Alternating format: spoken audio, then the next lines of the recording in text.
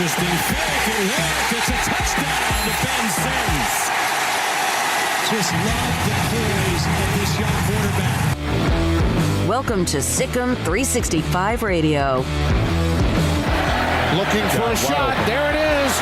It is Bedney. Touchdown. Sikkim 365 Radio is presented by IdealMRI.com. High-quality MRIs for $497 or less.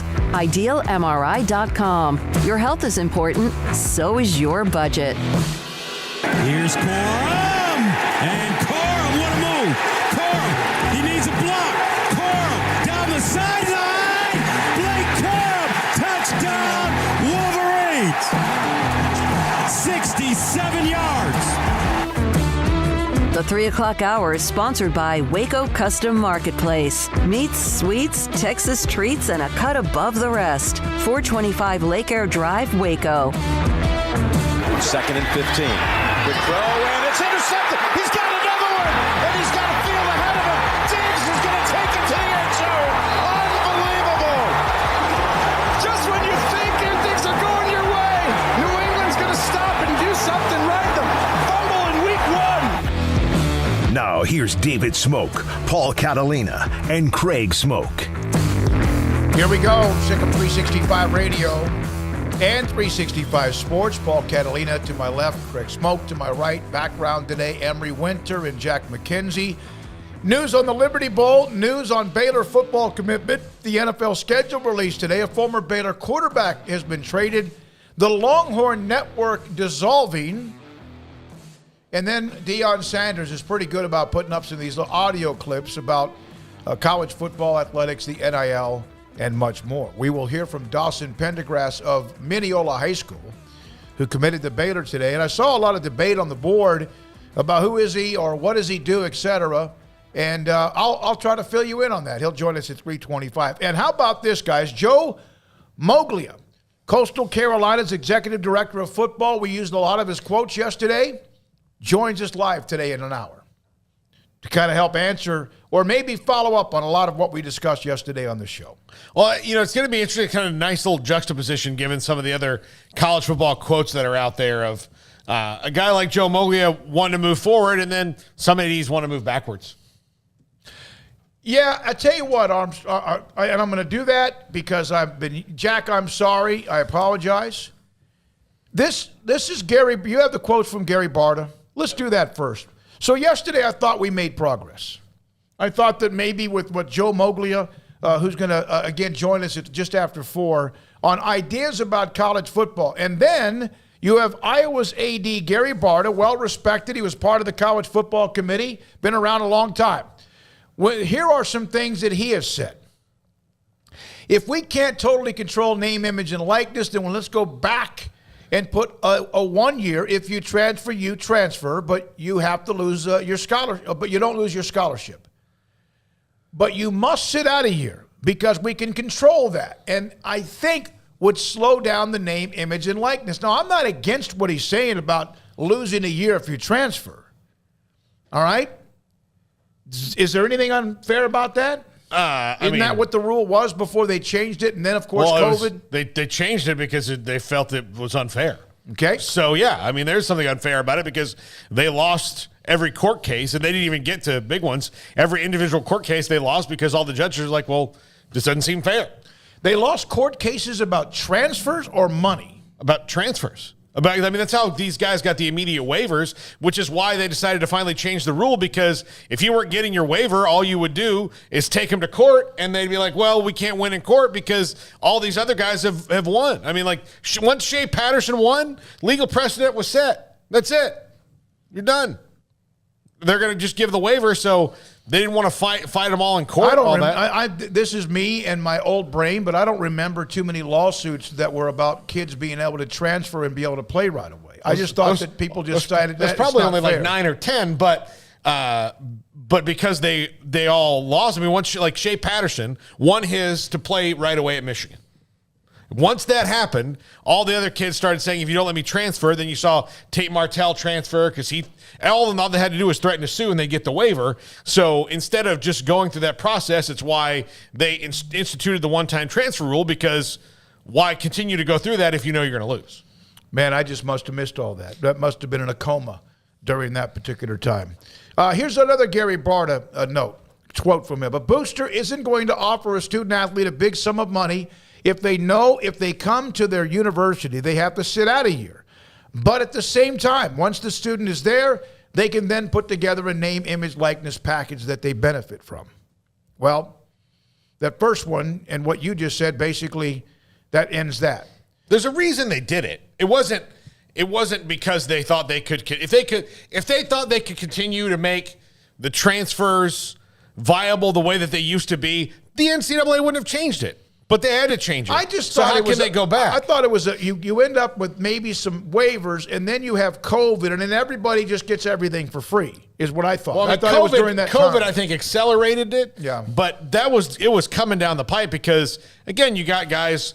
I mean, I can think of, look, Royce O'Neal here at Baylor got a waiver because he had a sick family member, but that process was going to get convoluted down the line because the essential argument is, well, why is his situation more important than mine?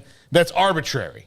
That's the NCAA making an arbitrary decision over, okay, this guy's, okay, or one sick family member is sicker than another. Like, because some guys would get that, like Royce O'Neal got it because he had a sick family member to come to Baylor. Another guy uses the same thing, and they say, well, not as sick. Well, I mean, who's the NCAA to determine that? So then it's all this other stuff they just don't have the bandwidth to deal with, so might as well change the rule because it was going that way.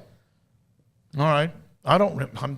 Craig, do you remember that? 7 years ago, Weber State cornerback Devin Pugh files a lawsuit talking about NCAA transfer and scholarship policies. An antitrust lawsuit filed could have a major impact. This is 7 years ago that this was happening. This is the first thing that pops up. There's others that have popped up as well. Yeah, there's definitely been guys fighting the transfer policies and restrictions that have been in there in college sports for at least 7 years now.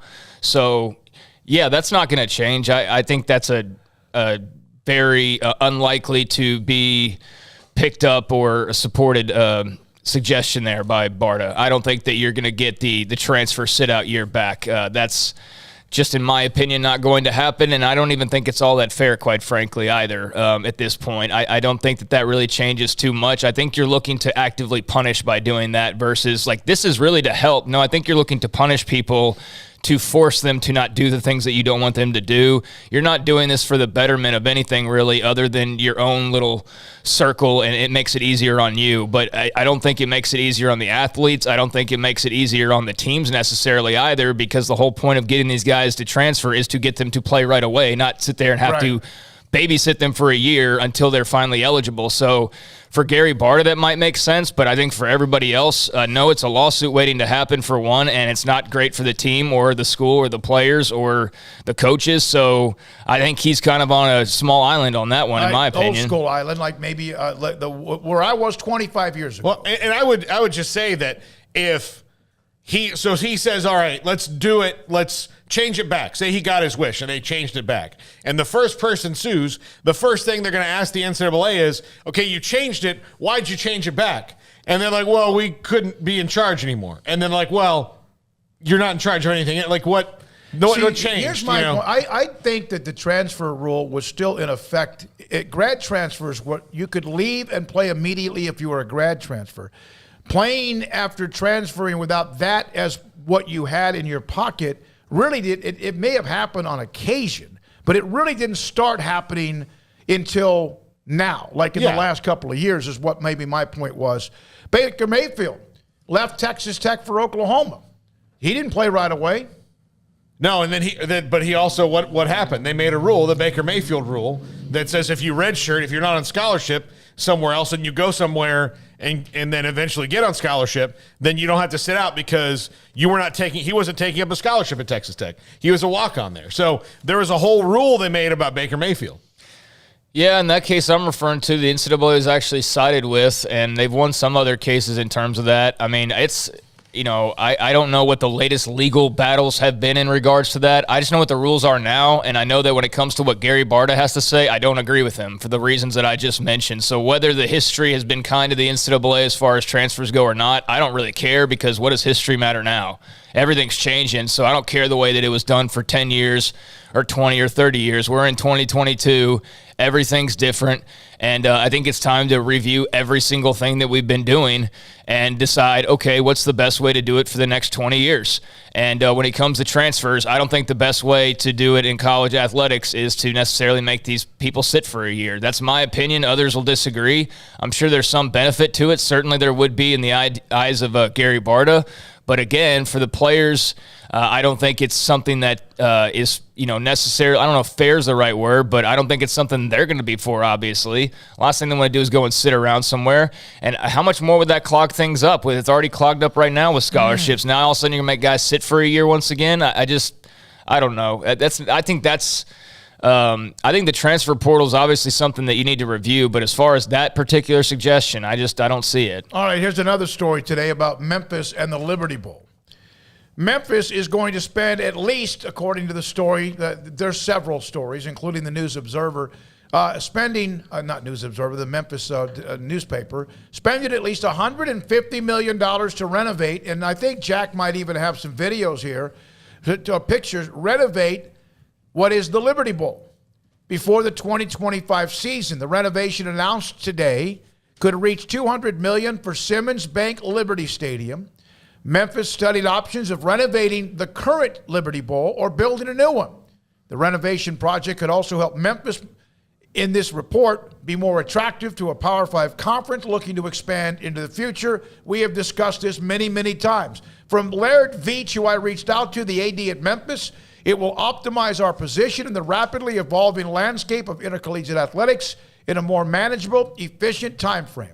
This is the most strategically achievable option for us to pursue and make a game-changing impact at a critical time for our program. Yeah, the city of Memphis has made a lot of athletic upgrades around everything other than the Liberty Bowl, so it's probably time for them to do that. And of course, Memphis was in a sticky wicket of not owning the Liberty Bowl. It's not their stadium. They have to. It was, there's a lot of local things you have to go through, but look like it's going to be great. And Memphis is not a bit like. Again, we talked about them, as part of the second wave of Big 12 expansion. Not a bad place for the Big 12 to go, considering all the stuff that you have there. And it's kind of a little big city, Memphis is. And, there's a lot of sponsorship opportunities there when you talk about FedEx, DHL, all these other big companies that work and ship out of Memphis. So, yeah, I'm excited to see that. I'd love to go to a game there once it's done. I was in Memphis a year ago and drove past the Liberty Bowl. And even driving past it, you think, like, needs a coat of paint. Need a coat of paint, maybe a little touch-up here and there. By the way, Tony Altamore on the text line, Craig is 100% right, except for one thing. He's totally right about the transferring issues. Historically, the history has exact lessons for us. It's like when freshmen were declared illegal. Once that opened the door, then you weren't going to go back and shut that door, because for a long time, you could not play as a freshman. And you wondered about that. Was that because of safety? What was that? What was the reason for that? I think part of that was where you went and stashed guys. I mean, it helped you stash guys. Yeah, but if it's Herschel Walker and it was back before he could play, you don't want to. Yeah, I guess you got to play. You got to go somewhere and sit a year. Yeah. And so that's a. So what's the part he disagrees with? History has exact lessons for us. I don't know if he's disagreeing. It's just said except for one thing. Yeah, History so I'm saying what's the one thing? has exact lessons for us. It's like when freshmen were declared legal. I guess maybe he's saying that history doesn't matter. I don't know. But I see where Gary Barta's coming from. I see his point. I do think it would probably help to slow down some of what's going on. But I think, again, he's focusing on like the 5 to 10 players that have made this kind of crazy in the eyes of just the college football world, and trying to make rules to curb like that small minority of people versus what's best for all of college football. And that's what they've got to be careful of, in my opinion, is trying to make all these, changes or rules to curb things that really are only trying to affect like 15 to 20 players per year that are these big NIL getters. When in reality, there's over 1,000 players in the portal, and like 900 something of those guys aren't getting big NIL money. And so, things shouldn't be changed dramatically just because of 10 to 15 to 20 guys in a pool of 1,000 and 200. So it's a nice idea, but I just don't think that all of a sudden going back and now we're going to start making guys sit again. I don't think anybody's going to roll with that. I don't think that's going to have enough support, and I think they're going to have to continue to look for other ways to try and stem this issue. But there's also a lot of people that don't feel like it needs stemming. The one thing he's trying to do is all of a sudden put the cap back on, and it's like, no, that's not where we are now. You're not going to start taking things away.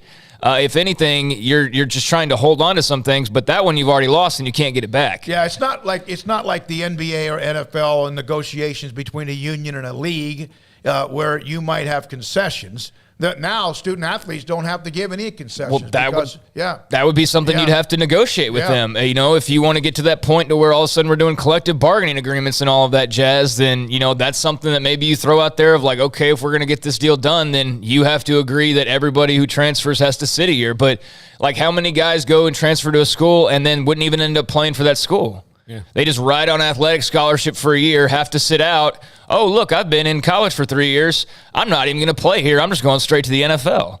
So then the school gets screwed over that. They just basically foot a guy's bill to go to class maybe for a year and don't even get the benefit of them playing. I want to say Oklahoma had a guy do that a few years ago. Or some, I remember some instance where a guy got on campus, and I don't think he ever played. And maybe it wasn't Oklahoma, but seem to recall something like that. Kentucky has a basketball player that entered. Well, yeah, they just had, never played for them. So that's basically what you would run into, I think, in some cases with at least the sophomores and juniors and those guys that would be transferring, because it's not just freshmen either. That are doing this. This is everybody. This is fifth-year seniors are getting their sixth year somewhere. So, yeah, I just don't see how going and resorting to the way it used to be is really going to be the answer to anything they're trying to do right now. And as far as Memphis, and I applaud Gary Barta for at least trying to come up with some solutions. And I know that there are probably some people who feel like that's a great idea. And my comments aren't so much on whether it's a good idea or not. It's just that I don't think it's a workable idea. But as far as Memphis goes, that's a really nice-looking facility. I mean, that looks incredible. My only time in Memphis was a stop at the airport to go to Tallahassee one time, and that's the only time I've ever spent there. But I've heard good things. I've heard bad things too. But, it's a cool city that I would love to visit at some point, especially, if they've got a stadium like that hosting a football game. In terms of does that get them and push them into a power conference in the next few years? I don't know, but it's a step forward. I don't know if that, overcomes how much they would eat into TV money or distribution money. I mean, that's ultimately what's going to determine, okay, Memphis has got a great new stadium. Memphis has got a great fan base. Memphis is doing this and doing that. Now, if we add Memphis and we suddenly have a 14-team league because we also add so-and-so to make it an even number, are we going to make more money? Or are we going to make less money? And if the answer is we're going to make less money, then I'm sorry, Memphis or SMU or whoever, that's probably not the business move. But for them to try and show that they can bring some money to the table, that's a start. That's something that I'm sure raises some eyebrows and makes people go, okay, cool. That's some progress right there. So I'd love to see Memphis continue it. That looks great. Good for them. All right, Jay Spears. I don't know if you're from Memphis, if you like Memphis. Jace, the Memphis facility is not nice. Y'all should visit the Liberty Bowl, bro. It is as bad as Rice's. We say the artwork. It's those projections, the pictures of what it will look like. Just showed a brand new redone stadium, and that's what we're talking about. That's what we're talking about. Calm down, man. Take a deep breath on that. We understand. We've had guys who, Greg Gaston. I just said it needs a coat of paint. I just said it's a city with good things and some bad things. Like we're not sitting there flossing, or glossing Memphis up or anything like that. That new stadium that they just showed looks pretty cool. Yeah, but we'll see. The renovated stadium. Now, I received this. Jack, did you get an email? I just sent you an email. Can you see if you can grab that? I'm not sure if you can or not. And again, that's part of the Memphis story. Now, here's one quick note. Now, we're going to get to Baylor's commitment with Dawson Pendergrass. Jeff Howe covers Texas for 247 Sports. Last night, or a night or two ago, Chris Del Conte, the AD at Texas, was asked a question about the Longhorn Network. And he goes, the Longhorn Network has been a great partner, but we're ready for the SEC network. when they make the conference switch, new blood, and we're ready to roll. Now, I called Jeff. I said, can you explain what he was actually saying? He said, no, it pretty much insinuated. Initially, he said, when they mentioned something about the Longhorn Network, he said, you mean the History Channel? Because that's what it's going to be, history. And they might still have facilities in Austin that work with what Jeff was saying are the schools west of the Mississippi, LSU, obviously Oklahoma, Arkansas, Texas, whoever that might be. But he said, no, they understand that that's going to be rolled into the SEC network. And I don't know, that just kind of seemed like that was probably going to happen. But it looks like that will probably in some way, they're going to get their money and more. But that, as it's known as the Longhorn Network, would be dissolved. Well, I think overdue. It's overdue. And then from ESPN's contractual perspective with that, I think they only had a few more years left in the initial deal anyway. But it was a 13-year deal or something like that. Yeah, but they signed it like 12 years ago. I mean, you got to remember when the Longhorn Network launched. That was like 10 years ago. That created the A&M. That was right after the national championship, or like soon thereafter, I feel like. 2011. Yeah. It's 10 years. So they've been on the air for that long. So yeah, I mean it's there was no way that all those teams in the SEC were going to let Texas have their own channel. It just didn't make sense. And then our stuff's not going to be on your channel. We're different, especially when you have the same television partner. It just doesn't make sense. It didn't make sense for ESPN to do those two things either.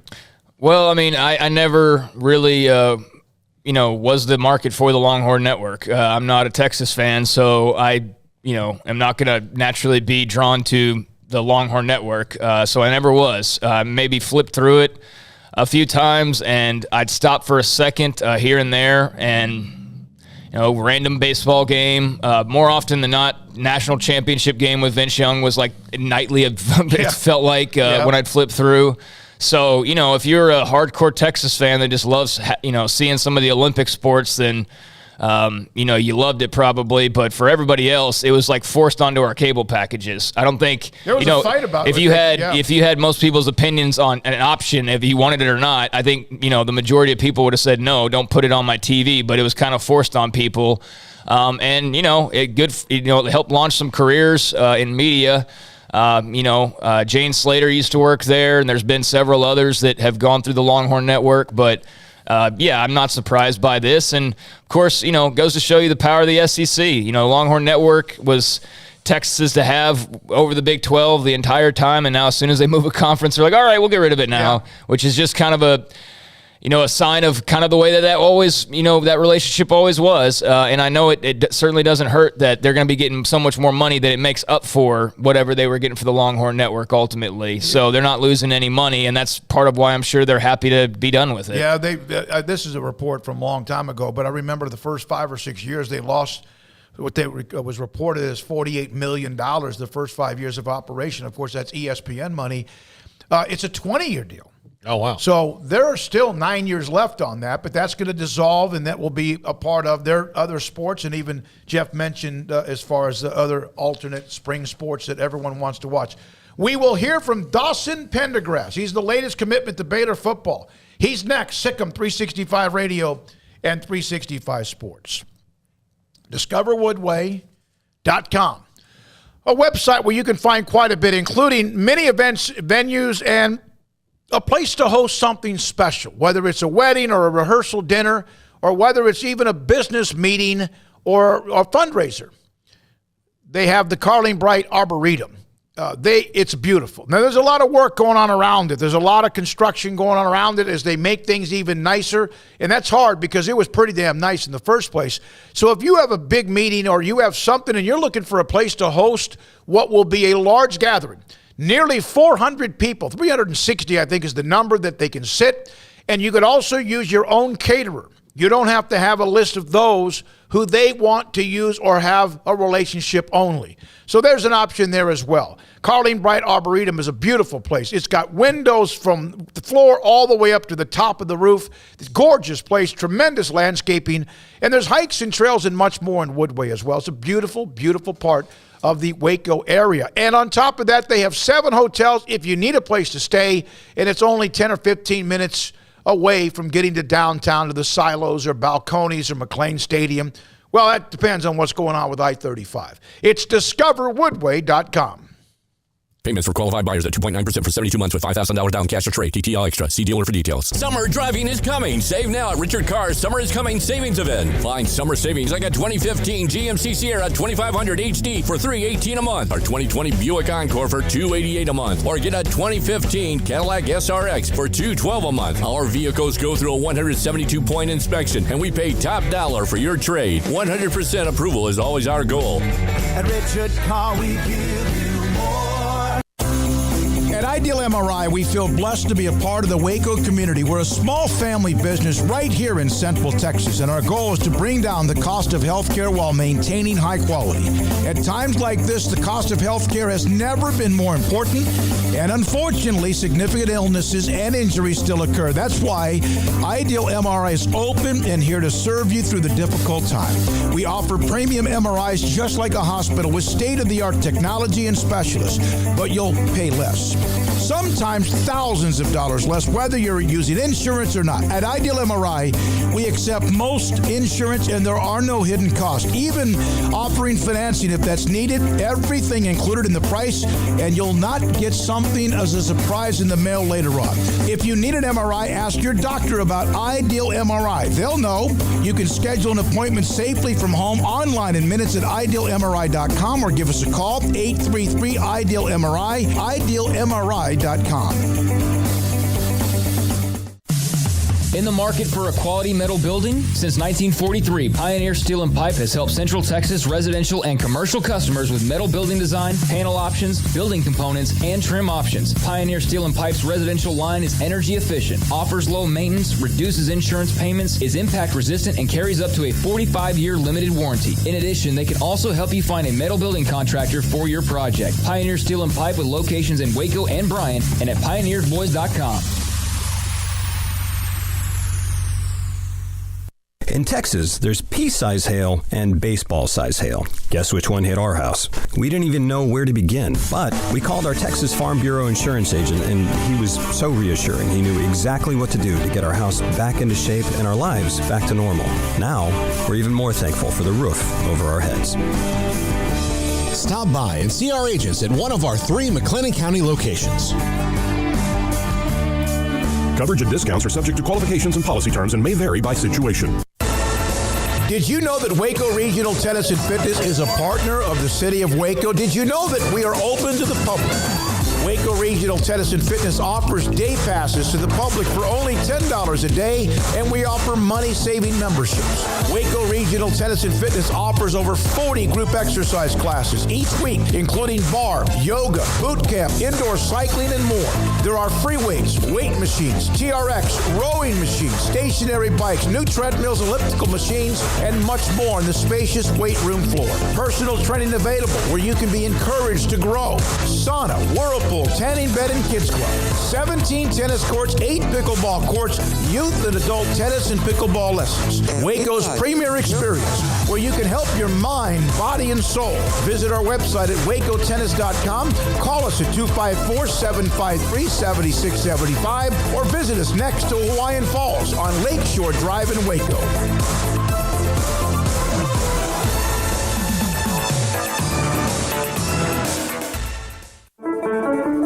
One size fits all. That may be all right for an adjustable belt or cheap sunglasses, but when it comes to your financial needs, no one wants a one-size-fits-all strategy. Cam Heathcott, your Edward Jones financial advisor, knows that his most important goals are yours. That's why he takes the time to understand your needs, knowing you. That's how Edward Jones makes sense of investing. Cam Heathcott, covering Conroe and Houston, 936-756-7717, or cam.heathcott@edwardjones.com. Edward Jones, member SIPC. Welcome back to Sikkim 365 Radio. Have you subscribed to our YouTube channel? Search 365 Sports on YouTube. I started seeing the name of Dawson Pendergrass, at least on my timeline, when I started receiving each week, or a lot of times, even when he was really young. He's a senior now at Mineola High School, committed to Baylor today. Player of the Week nominations on defense as much as what he did on offense. Dawson Pendergrass from Mineola now joins us on Sikkim 365 Radio and 365 Sports. Dawson, thanks for your time. Want to get to quite a bit. We appreciate that. Obviously, you had some other offers. Why Baylor? I just feel like Baylor was the best fit for me. It's just coaches here are so genuine and straight to earth with you. They don't just tell you what you want to hear. They tell you how it is, and I like that about it. Dawson, what position do they like you? I know you play both sides of the ball, running back, on defense as well. Where do they see your career taking once you get to Baylor? As of now, they're seeing me as kind of a bigger, maybe third down running back, I'm assuming. Yes, sir. So some different options out there for you, but a bigger running back to start off with. Who was the first coach that you kind of started to talk to and get to know a little bit? The first coach, I didn't really. The one it was my sophomore year because they weren't allowed to talk to me really. Mm-hmm. So it was kind of just they offered me. It was by Coach Mateos. He's my area coach. Yeah, and he actually, I learned this. He actually recruited East Texas when he was working at Texas State, so he knows the area and the ins and outs pretty well. Now, Coach Blackwell, your head coach, Luke Blackwell, said to me earlier today, and he said this when you were named to my website's All-Smoky team, is despite his talent, he is still the hardest working young man in our program. And he's also a high-character kid, both on and off the field.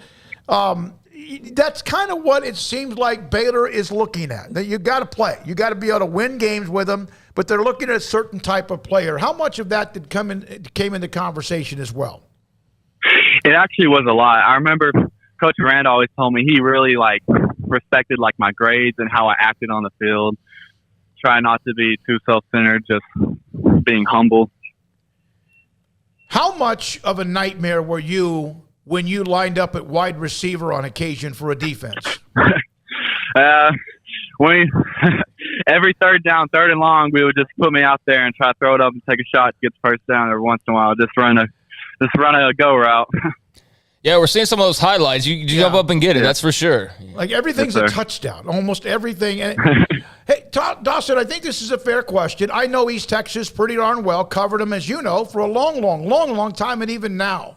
What would you say if someone didn't offer you? Why would that be? Would it be because they don't think Mineola plays a hard schedule or against good competition?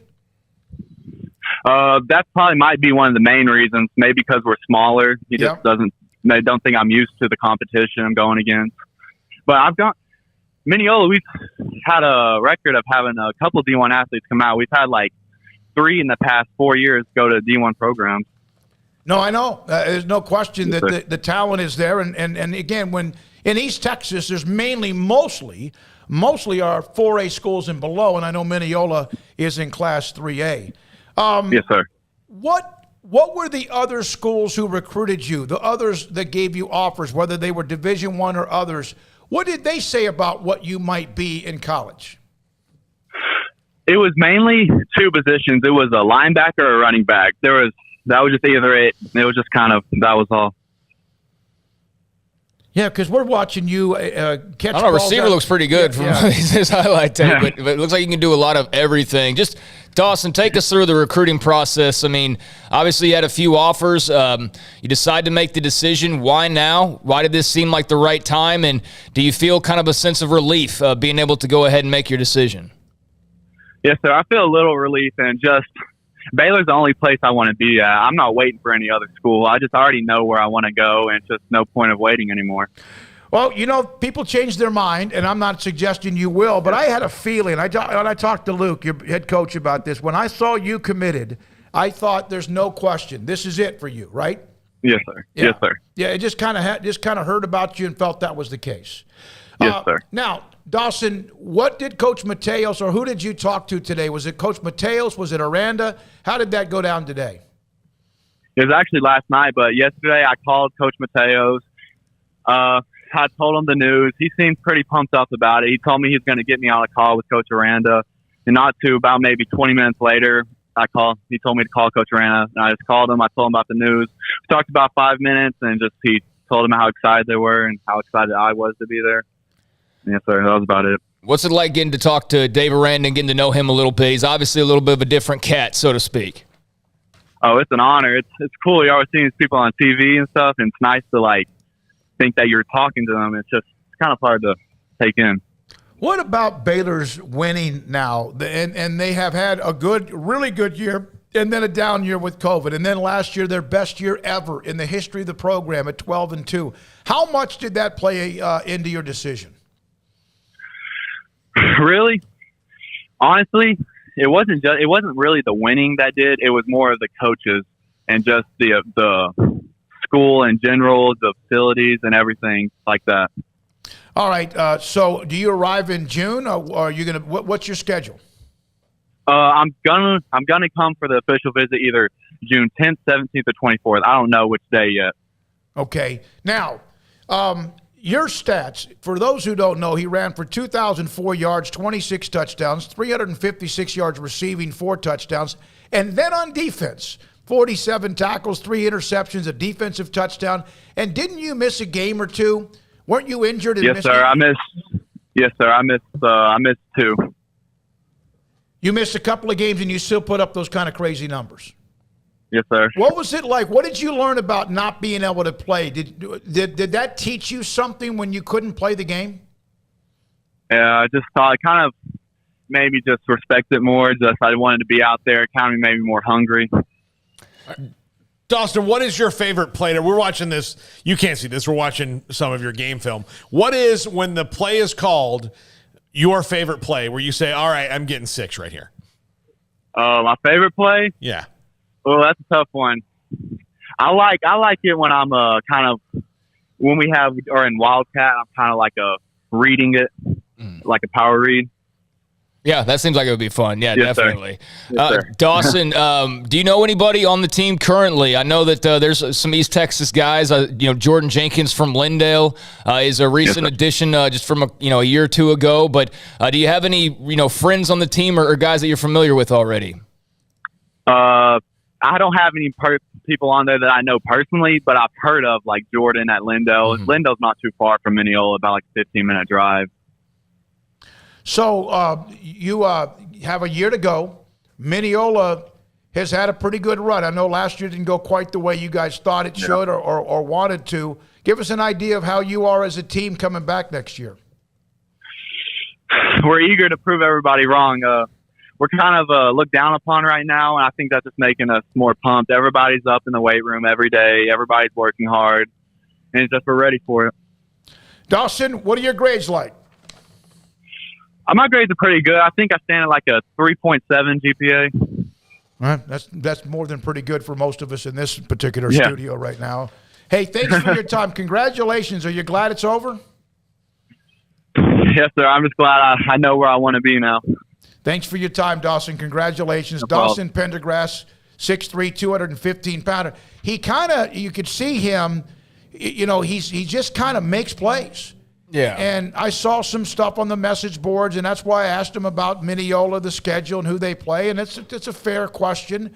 But Mineola's had players go on to play at schools in Texas and elsewhere as well. I mean, are people really still doubting this coaching staff at this point and their ability to find talent? I mean, if you want to do that, that's fine. And, not everybody's going to be a hit, but I think it's just so silly to go, oh, look at the school size or look at the district or whatever. It's like, man, there's plenty of guys that never get discovered because people are too snobby to look beyond South Lake Carroll and Duncanville and the big brands, And I think that the truly great talent, and Mineola's not some hole in the wall. Like, I mean, they've been in state championship games here recently. Didn't they play in a couple of them, like back-to-back here in the last several years? Yeah. So it's not like they've been just under a rock or anything. And East Texas, I mean, I could go down the list of hundreds of players that have been stars in college football from the last 20 years from East Texas. And there's a lot of talent out there. So great addition, just based on his excitement level and clearly the fact that they wanted him and he wanted them, and that's all I need to know. I don't need to break it down beyond that. If Dave Aranda and Eric Mateos think you can play ball for them,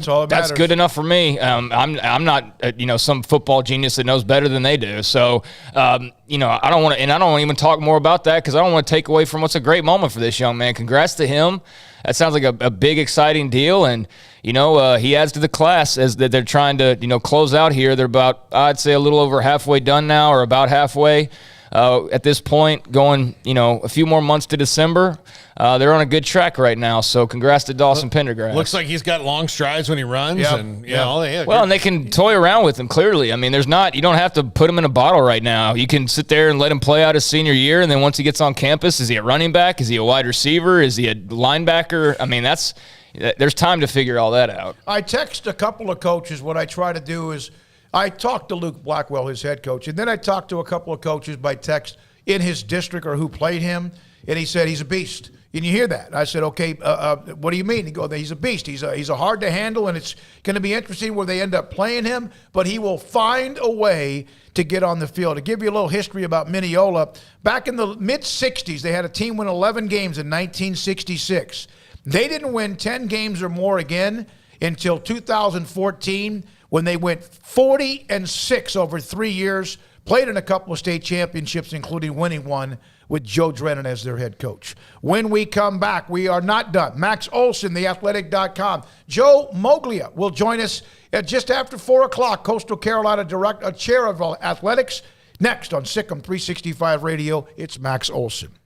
Marco's Pizza lovers, get it. Yesterday, we had a pepperoni magnifico come to the studio, and right now you can get that at $9.99 online. Pepperoni magnifico from Marco's by ordering. Just go use the code word PEPMAG, PEPMAG. We also had an all meat. We do that as well. Those are kind of the two go-tos. We go and we order pizza from Marco's, but also online, a large two-topping pizza, $8.99 each, $3 off large specialty pizzas. Order now. Code special is special 3. Unlimited medium, one-topping pizzas, $7.99. And on top of that, they have the app. Download your app and get 25% off your first menu order. Pizza is just a tap away. They have pizza bowls. They have salads. They have sandwiches. They have wings and soft drinks. It's Marco's Pizza. And I did see yesterday, I talked to one of the guys who delivered the pizza. The one in Hewitt is open. So 5 locations. 5 now. Hewitt, Woodway, Robinson, Belmead, and China Spring. Marcos.com. Baylor University is where lights shine bright. So, let there be light. Let there be roommates and teammates, scholarship and championships. Let there be fresh starts and new traditions, fast friendships and lasting impacts. Let there be laughter. Let there be joy. Let there be light. Baylor University, where lights shine bright. From the first workout to the last practice, sports is an incredible and rewarding challenge. Hi, this is Dan Ingham with the First National Bank of Central Texas, and we're proud to support each athlete, every parent, and our educators. From families, small businesses, to the biggest industry, we're here to help. With remarkable products like our free First mobile app, we've got banking ideas that fuel big dreams. That's the First National Bank of Central Texas. Familiar faces making local decisions. Member FDIC, Equal Housing Lender.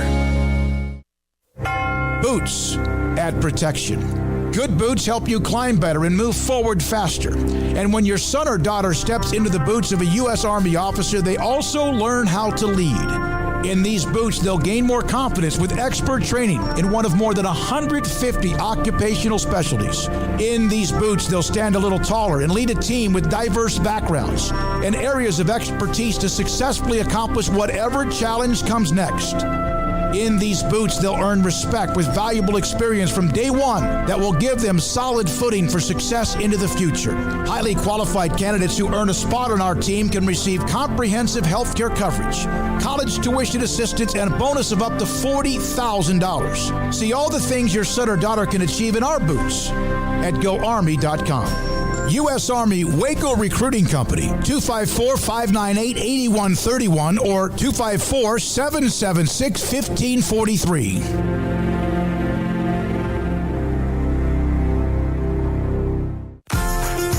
Automatic Chef Canteen is a full-service micro-market vending and office coffee provider with state-of-the-art vending equipment, a wide variety of products, and offering custom-fitted micro-market vending office coffee solutions for your employee break room.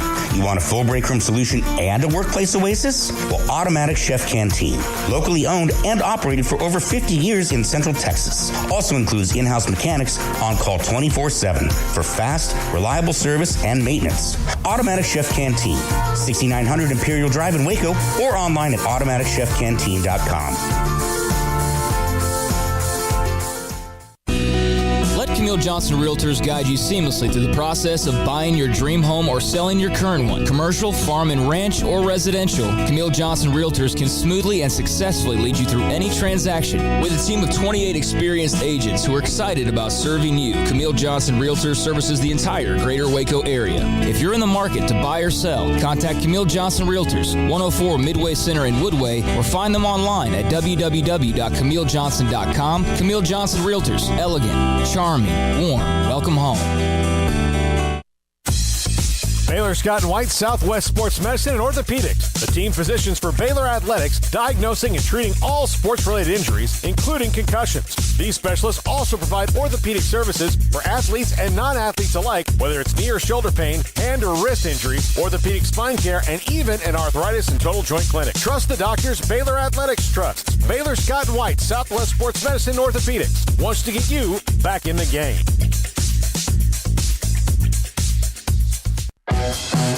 Welcome back to Sikkim 365 Radio. It's time for our weekly segment with Max Olson of The Athletic. Brought to you by Pioneer Steel and Pipe, where customer service is their main focus, and best in metal, steel, and pipe for large or small projects, with 2 locations in Waco and Bryan. Family owned and operated since 1943. Max Olson, theathletic.com, senior college football writer. Sikkim 365 Radio and 365 Sports. Max, I'm curious, who assigns stories for theathletic.com with about 300 billion of them in college athletics left and right almost daily? Yeah, it's a team effort. That's for sure. That's why one of the things I love about my job is getting to work with a lot of sharp folks who cover this nationally and locally. And man, it's just I went out to Phoenix last week for the conference meetings that were going on, and I think that the thing that I tried to convey to administrators and coaches when you talk to them about all these issues is like, hey, we're kind of in the same boat as you guys. We're trying to just figure out where this is all going. We're trying to keep up too. It's been truly nonstop this offseason. Max, what was the biggest thing you picked up from Phoenix last week? Well, on the Big 12 side of it, not much action, obviously, in terms of figuring out where they're going with their setup for 23.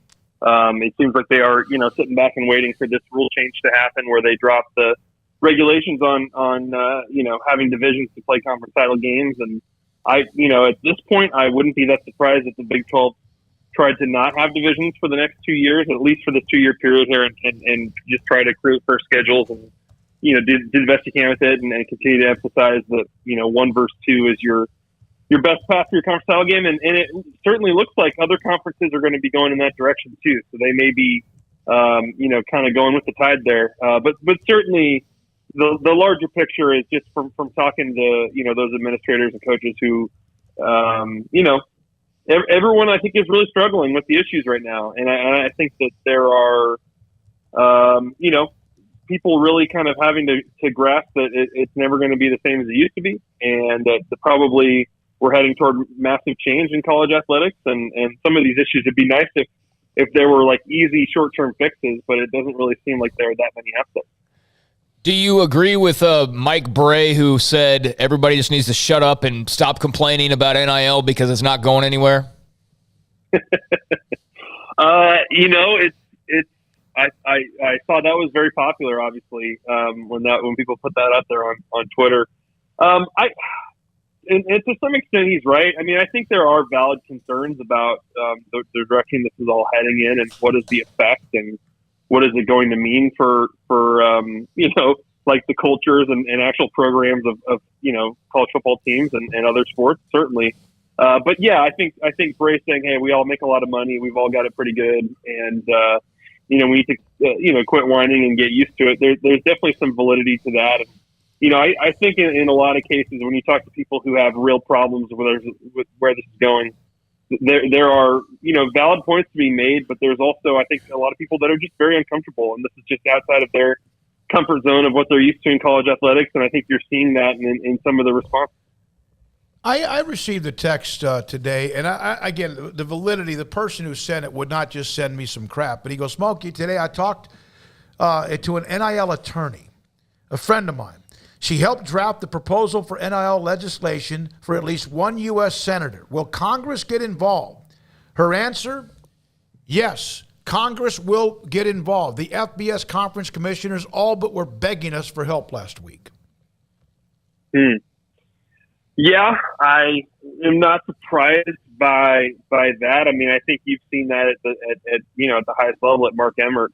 Clearly they have been begging for intervention, and that's partly why we're living in this world we are now that's so unregulated, because they were hoping that the politicians would swoop in and set the rules for them, and that wasn't the case. And so yeah, now that I wouldn't be surprised if those folks are still angling for that and trying to appeal to a higher power to solve this problem for them. And, like anything else, people want quick fixes to this stuff, but I don't know what that looks like or when, or if they're even going to be happy with the kind of, resolutions that could come from that body.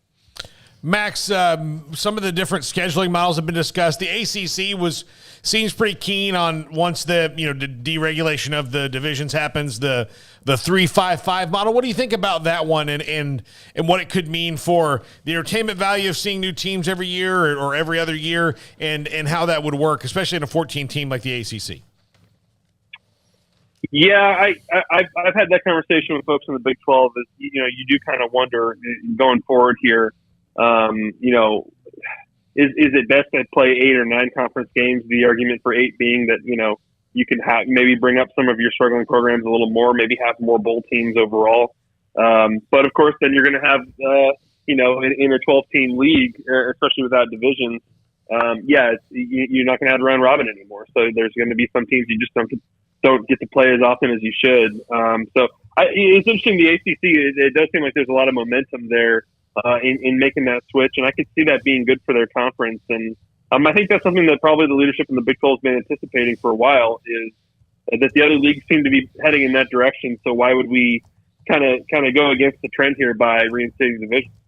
Max, so what's the latest on Jordan Addison on your end? I mean, where do we kind of sit? No, he was visiting Austin, and beyond that, it just seems kind of like everybody's sort of curious what's next. Yeah. Yesterday talked to some folks who suggested that there's been, confidence on the Texas side that they could get it done with him. It looks like he's now going to go take an official visit to USC. I wouldn't be totally surprised if Alabama got involved as well. So I don't know that means it's over for Texas if he's going to go out and take a visit to USC, but certainly that can't make you feel very comfortable that if he's going to go spend a weekend out in LA, and it's going to be a really interesting battle. Now, the fascinating thing with Jordan Addison is, who does he help more? I think he probably helps USC more, and I'm not saying that he wouldn't be incredibly valuable to Texas, but I'm not sure he makes them a few wins better. I'm not sure he makes them like a Big 12 title team, in my opinion, because I think you've still got, issues on the offensive line. I think you still are very improving at quarterback, and they've also added pieces at receiver this offseason. So I get one to pursue the best talent you can, but if he were to go there, I am curious how that would adjust the expectations for Texas. I'm not sure how much they should necessarily. Yeah, he's obviously, it seemed like as valuable. You've been doing this transfer portal thing from day one and prior to that, as far as the rankings and who's the best available. And he does seem to be a tremendous talent, no question about it. Max, can he play defense though? No, I mean that would be helpful if he could play defense for Texas. Can he because block? That's the thing that. Yeah, I know that. Right. Yeah, I know they've had. I'm not knocking him. He's terrific. He's a first round player for sure. And if Texas, feels like that's that's something they can pull off, then I guess that would be a big deal to a lot of folks. But I think there's real questions about how you can build this offense that potentially has got all these studs, and maybe you can score 40 points a game. But I don't know. They might give up 38 points a game. It's going to be an interesting team if they just continue to sort of sell out on upgrading the offense. Yeah, that's what's been interesting to me. I know they've had guys, like Marcus Washington jumped in the portal, and there's some other questions at wide receiver, but that's not like a top concern for me for them. When you go and get a Jai Hall and you've got Worthy coming back and you bring in Billingsley at tight end, and I don't think that's the missing piece like you said. Sticking with the Longhorns for a moment, Max, Chris Del Conte had his comments about the Longhorn Network. You've made a few appearances on there over the years, haven't you? I used to work for ESPN. Yes. So your thoughts on the Longhorn Network and Del Conte's comments? I don't think it comes as much of a surprise given the SEC network, but just your thoughts on, the perhaps end of an era for UT athletics. Yeah, I wasn't in the room, so I don't want to maybe necessarily take what Del Conte said out of context. If there's some other context to it that isn't conveyed on Twitter, that happens sometimes. But right. When I saw that, I was disappointed. I've worked with a lot of really good people in that office at LHN. Obviously, LHN, was built up as being one thing before it even launched, and as this, big super weapon that everyone should be afraid of, and that, schools left the Big 12 over and all that, and that's not what it turned into. Part of that is because of Texas's failures in athletics. Part of that is just that. I think they do great work over there, and I understand why people don't have any love for the Longhorn Network. But when the day comes that Texas is going to the SEC, as Del Conte said, they're going to shut down LHN and get folded into the SEC Network. And you got to remember, there's a lot of hardworking people there in that office who are going to lose jobs or have to relocate or whatever, just because this big bet that Texas and ESPN made didn't work out. And that sucks for them. And I think you got to kind of remember the human element of that. As much as I'm sure you guys don't love LHN, there's some good folks over there who, to me, don't deserve that kind of commentary from Del Conte. Well, and I got a feeling talking to Jeff Howe, who covers UT for 247, that he thinks that they might remain in some ways there as kind of a bureau. It's going to be a satellite. For the satellite bureau for parts of the conference west of the Mississippi. Now, he said no one told him that. He just kind of has heard a little bit that could be the case. So maybe it's not just completely everybody's done, and there might be some, hopefully not just remnants. That's not the right word, but at least some who are there that can cover LSU, Texas, Oklahoma, Arkansas, A&M, and, of course, but not be associated with UT, because those schools aren't going to allow that to happen anyway. Yeah, maybe so. I haven't talked to the folks I used to work with over there and asked what the future looks like there, and maybe there's some value to that. Obviously, office space or a whole floor of an office in Austin, Texas, is not very cheap in terms of rent and stuff. So, for him to say, it's History Channel, to me suggests that they're sort of planning to fold up shop there. I guess we'll see what happens. Yeah, optimistically, it'd be great if they could sort of maintain that in some way. And it's fascinating. The legacy of Longhorn Network will be something that I'm sure people will write about someday, because, like I said, it was built up to be this thing that everyone should fear, and that's really not what it was. Now, was there also, it's a pretty incredible thing that happened and didn't really work out for ESPN, I wouldn't say. Was there an audience for a Big 12 network at the time? Should the Big 12 have set up a network like the Big 10 or the Pac-12 should have?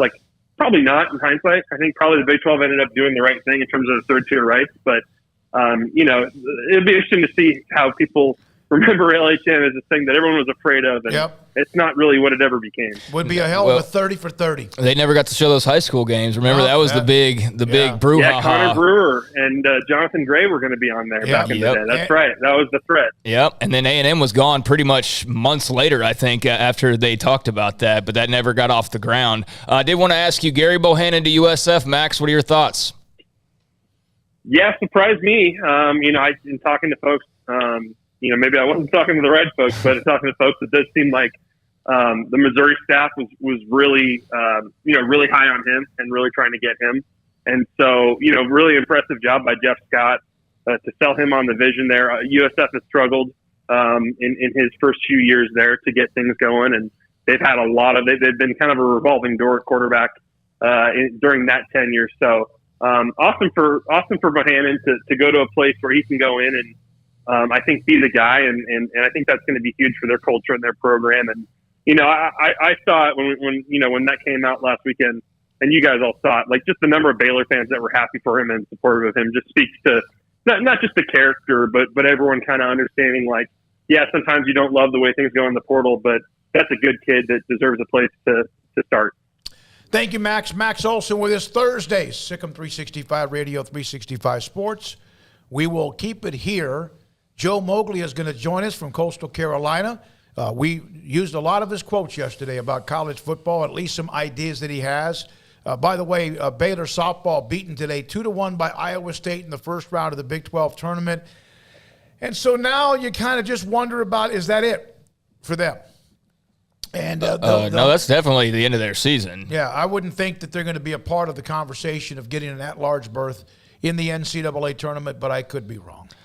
I mean, unless I was just reading things completely wrong a few days ago, I think they're pretty much done. Yeah. What will be interesting now is to see for both baseball and softball is whether or not there are changes. And I'm not advocating for them, but I'm not going to pretend like there's not that conversation happening amongst the Baylor fan base right now and on our boards and on social media. With the run that they're on right now in which every program is seemingly reaching up and grabbing that brass ring, this spring, those two in particular have not really done that to the same extent, and you can't expect everybody to be, winning the conference all at the same time necessarily, even though that's the goal. But you do want to maintain momentum, or you do want to have some level of excitement. And I'm not at those ballparks and week in, week out watching those games and seeing the number of fans and all of that, but just record-wise, I'm sure Mac Rhodes has got some thinking to do as far as both programs. And there's a lot that goes into it. Just using baseball as an example, they had their facility upgrades about 17, 18 years ago, and they haven't really had any since then. And it's a nice facility, Baylor Ballpark. It's fine. They got the pitching lab and stuff a few years ago. But they haven't had, like, as far as the stadium and all that, like, that stuff hasn't happened. So how much does that factor into it? How much does some pending legislation, seeing as baseball and softball might be getting full scholarships, does that change who, like, now if you've got a coach that is limited, especially at a place like Baylor where it's expensive to go, if you could all of a sudden give full scholarships to baseball players, do you now say, well, now I really like my guy, maybe he can break through that, we don't have to make a change? So those are all factors coming into play that I think maybe work in the favor of staying. Plus, if you look at baseball the last 2 years, 2020 no season because of COVID. 2021 they played most of the season and then all got COVID at the wrong time right at the end of the year and didn't make the postseason. So I think all that has to be taken into an account. But again, we're not the ones who have to make the decision. But this year's team, and they had the pitching issues with the injuries, obviously, but they just never seem to get any grasp of traction. It's also been a decade since Baylor has had any kind of excitement that's gone on at that ballpark. Yeah. And that is something they've got. And you're talking about generations of students who don't have memories about baseball. I mean, they just don't think about it. So that's also something you have to think of on the other side of that, is that it's been a decade since everybody was really fired up to be there. And that's not necessarily just Steve Rodriguez's issue, but again, you have to do things holistically. Yeah, no, it'll be interesting. Mac Rhodes, of course, next week we'll have him on Tuesday. Big 12 meetings are coming up in a couple of weeks, by the way. I was told about that as well. I think graduation and let a couple other things go on as far as on campuses, and they're going to have meetings again in a couple of weeks. We want to break here for Joe. Come back with Joe. Yeah, sure. Let's take a break, and if he calls while we're in the early part of the break, we'll see where we are in the break. This is Sikkim 365 Radio and 365 Sports. Pioneer Steel and Pipe. 1943. That right there says it all. Pipe, steel, metal, heavy-duty equipment, big product for you to build, whether it's commercial or real estate. Pioneer Steel and Pipe, online, pioneerboys.com. Since 1943, how many times has a customer gone into that, business in Waco or Bryan and then come back? You don't stay in business as long as they've been in business without doing something right. Two things: great product and incredible customer service. You can do one and you can still survive, but you got to have one or the other, and then you're going to survive since 1943. And that's what they do, and that's what they've done. And the new facility being built in Waco that will make them bigger, better, faster, and stronger, which is hard to do because that's who they've been anyway. Waco and Bryan, Pioneer Steel and Pipe, pioneerboys.com. Y'all listen up. Let me tell you something about group meals from Rudy's Barbecue. It's got all you need for all the folks you gotta feed, smoked meat, sides, and more. There's everything down to the tablecloth, just like the one that you see at the store. At a bridal shower, it's better than flowers. And a long distance meeting, it'll pass the hours. It'll feed all the cousins at a family function. It's better than potluck at a church luncheon. Next time you need to feed 10 or more, call and order a Rudy's group meal. Next in line. Hey, this is Bryce Petty, former starting quarterback and two-time Big 12 champion, and I know firsthand the importance of being in top shape both on and off the field. So listen up, men. If you're feeling beat down day in and day out and looking for that high-performance edge that separates the men from the boys, then look no further than the Petty Clinic Low T in Waco. Petty Clinic is a comprehensive men's healthcare clinic with an atmosphere catering to men. Board-certified Dr. Kent Petty has a special interest in offering the highest quality medical care to men of all ages. Some of the services offered include screening and treatment for low testosterone or thyroid, infertility, high blood pressure, diabetes, high cholesterol, sleep apnea, while offering comprehensive wellness exams and complete men's health lab panels. High performance men, remember, it's not just a Petty thing. This is Bryce Petty, encouraging you to reach out and Google search Petty Clinic Low T or go to pettycliniclowt.com and get your complimentary lab screening today. With so many companies and policies out there, it gets so confusing shopping for insurance, and I never know if I'm getting the policy that's right for me. Luckily, I met the team at the Niche Group Insurance Agency. With the Niche Group, you can go to one company and get access to coverage options from many insurance carriers, and you get to speak to a real person about your specific coverage needs. With the Niche Group, I know I'm getting the right coverage at the right price. If you need insurance, talk to the experts at the Niche Group at 1-800-258-8302. Do you or your kids get nervous about going to the dentist? Stonewood Dental, Dr. Steve Childress, he can help. I've spent a career taking care of patients who as children had bad experiences, and now they're adults that hate going to the dentist. If I get a kid at 3 years old and they come every 6 months and it's a happy experience, it's normal for them. Now they have an accident at 6 or 7 or 8 at school. Now they have a broken tooth or a trauma, and they have to come here. They're used to lights, they're used to water in their mouth, they're used to experience, they already trust us. It's amazing what we can do with that kid without it being a negative thing. But if I see a 6 or 7 or 8 year old that's never been to the dentist, and now they have a trauma or an unfortunate unexpected toothache, it's harder to do that for that kid and it not be somewhat of a negative experience. So bottom line is I try to teach kids and adults and teenagers and everybody the way I'd want my family treated, which is where it's a necessary part of life. You just take care of it. It doesn't have to be that big a deal. Learn more, stonewood-dental.com. You know what would make this moment better? Pizza. Dough made from scratch and an Italian family sauce recipe pizza. 3 fresh signature cheeses making a melty blanket of perfect pizza. Bob Mock has owned Marco's Pizza franchises since 2013 and has been delivering pizza since 2001 and is the proud owner of 4 locations in the Waco area, in Belmead, China Spring, Woodway, and soon to be open in Robinson.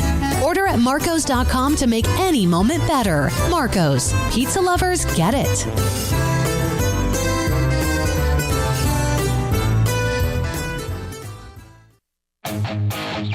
Welcome back to Sikkim 365 Radio. Motion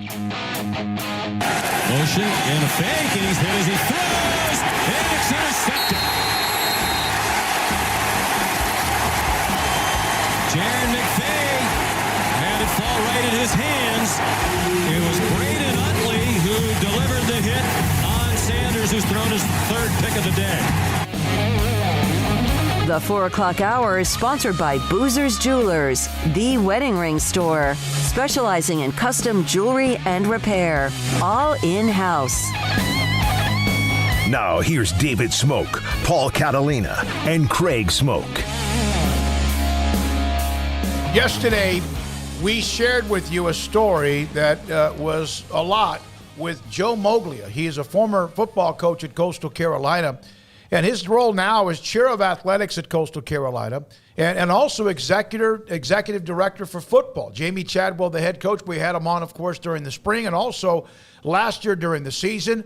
And Joe Moglia was asked about some of the things he would do to help college football that are somewhat reasonable. Doesn't mean you agree with all of them. And the feedback we got from a lot of you Not everybody agreed with everything, but I thought the feedback yesterday for almost 2.5, 3 hours was fantastic. I reached out to Coastal Carolina to get Joe on the show, and we'll have him here momentarily. One of the things that he has done is he's coached the game. He's also now in an administrative role. He's also been at TD Ameritrade. So he's been in different parts of leadership and also how to run a business as well. And he'll join us here momentarily. The chair of athletics, executive director for football, and also advisor for the president of Coastal Carolina, Joe Moglia, joins us on Sikkim 365 Radio. Joe, thank you very much for being a part of the show. We really do. We read a lot of your quotes, put them up on the graphics of our screen on YouTube, and it got incredible feedback as well. Can you be like the football czar starting today? I'm sure there's somebody out there that's probably more qualified or better able to do that job than I, Dave. But I do feel. I mean, I love college football, as we all do, and it's been a big part of my life. But this NIL thing, which I think is fine, by the way, I think I understand what's going on from a business perspective. But what I'm disappointed in is that the NCAA was nowhere to be found. And now I think it's up to college leadership to step up and do something about it. So if we're moving slowly, and NIL is already a year ahead of us, well, 3 years from now, it's not even going to be close. So I think it needs some structure and some guidance. And there's no reason why our leadership can't step up and provide that. Joe Moglia with us, Craig Smoak, Paul Catalina, David Smoak. Paul, question for Joe? Joe, one of the things that you mentioned was looking at it, because you did have that experience in business, of looking at this now in a business sense. How concerned are you or comfortable would you be if it did come into a collectively bargained student athletes or employees type situation? See, the problem, guys, I was fortunate to spend a couple of days at the Division I Collegiate Summit Athletic Director Group in Dallas, and these are, again, a lot of them I know. They're very talented people. They are very, very smart, and they would talk about different things like this. They talk about collective bargaining. They talk about all these things. Those things are periphery to the heart of the problem. And to me, this is a sense of urgency. And what you need absolute foundation and structure upon which and within which to build. So collective bargaining is like so secondary to this. And what's going to happen is if you get the structure right, collective bargaining and things like that will fall into place. Collective bargaining is not the problem. Although the possibility of unionization is absolutely out there. It's absolutely out there. Joe, do you think college leaders convinced themselves that everything was just going to remain the same, or did they just feel like we'll just deal with the problem when it finally does arrive? I think that's a great question, and I think there's got to be a lot of validity to that. I think the really smart people in college athletics knew that this was on the way. Now, here's what I don't know. I don't know to what extent there was really strong communication between college leadership and the NCAA leadership. Because when this happened, there were a lot of people saying, we knew this was going to happen. Wow. Well, if we knew this was going to happen, we didn't do anything about it. So I do think the NCAA, and again, I don't know, but based on their non-involvement, my guess is that they thought nothing was going to happen. And, or if it was going to happen, it was going to happen after Emmert stepped down. But, so there is a possibility that some of that exists, but you can't hope is a lousy strategy to run an organization on. Joe, the genie's out of the bottle, whatever you want to say, the dam's broke, whatever. Is it to a point now where if you're a student athlete, and there's also a term, I know that you brought that up before, but if you're an athlete in college, why should you want to give anything back that you now have, which is almost like the Wild West? There's not a chance that's going to happen. So now I want to be clear. As a business guy, you could see that something like this is going to happen. The issue is it's happening like the Wild West. So there's no reason why it couldn't have happened with a little bit of control and a little bit of wisdom and a little bit of structure and a little bit of guidance. None of that existed. So you do have the Wild West. Now, with the money involved and the simple fact that the Supreme Court of the United States already voted 9-0 that to tell the NCAA we're not going to change this. It's not going back in the bottle. Period. It's not going back in the bottle. So we need to recognize reality. We need to recognize it's not going back in the bottle. So what are we going to do about it now? And that's the reason why I say that you've got to treat it like a business, and this is a major sense of urgency here. That sense of urgency has kind of been, it seems like they passed the buck hoping that Congress is going to do anything. But Joe, you know as well as anybody that doesn't really mean it's urgent, because it's not urgent to Congress until somebody needs it to get elected. But the main word you use there was hope, right? So you can't, if it's something that doesn't matter that much, don't worry about it. Whatever's going to happen, it's going to happen. But when something is really as critical as this, of this type of magnitude, and you hope somebody else is going to take care of it, somebody else is going to figure it out, that is not anything near what my perspective of leadership is. So, Joe, we are assigning you. You're the leader. You make the first call. What's the first step you're taking to get the ball rolling? I think I mentioned already how much I respect the leadership in college administration. Both at the athletic director level and the level of academia. But this needs, you need to move right now. There needs to be a sense of urgency, and I don't see a sense of urgency with regards to the world of academia like this. And I think you need to make very, very real radical changes. And I don't see academia doesn't do radical. All right, so I think the first thing that you've got to be able to do is the leadership that's in place in college athletics stays. That doesn't change.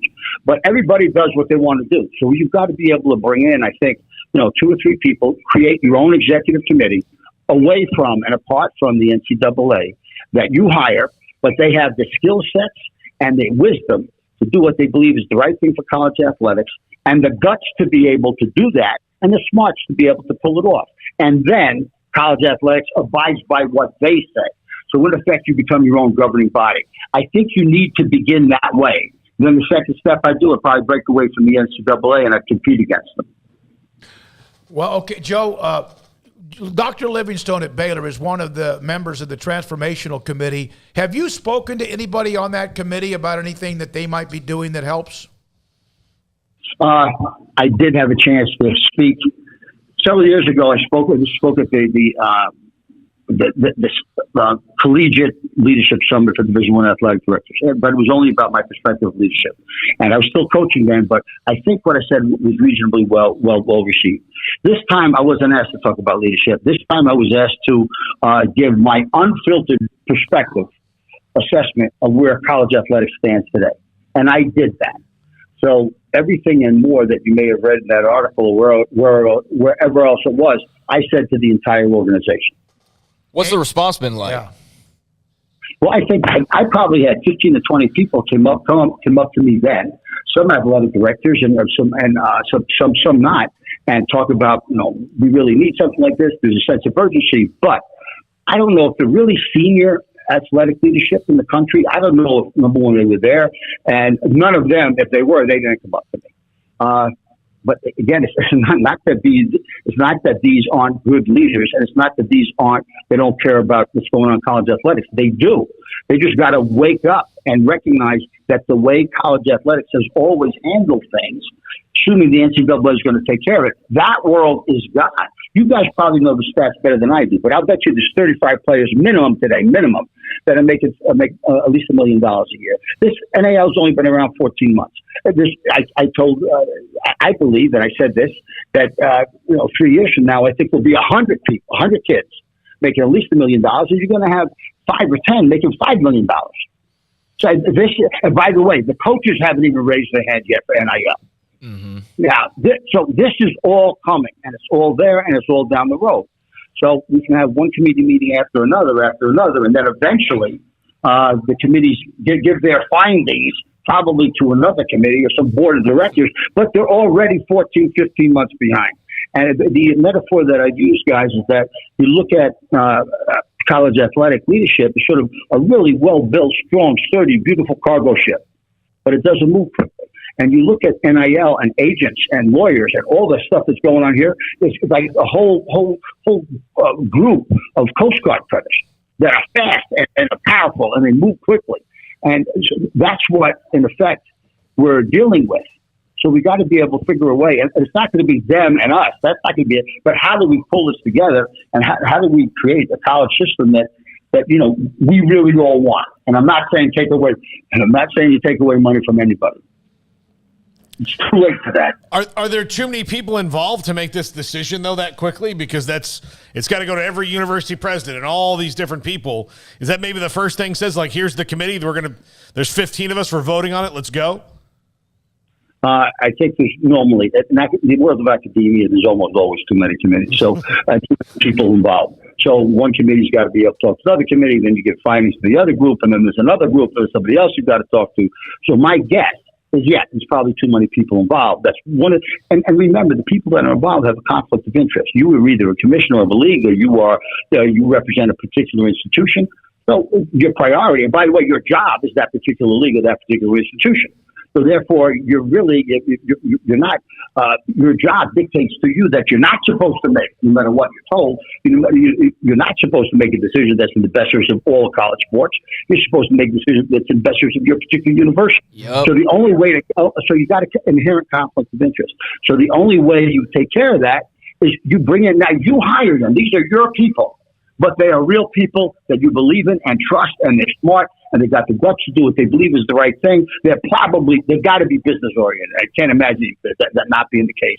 They got to be business oriented, and that becomes the leadership of your governing body. And then when they sit down, and they can talk to committee, they talk to whoever they want to, but ultimately they come up with some decisions, and those decisions everybody abides by. Joe, I received a text from somebody that is involved in athletics at the college level.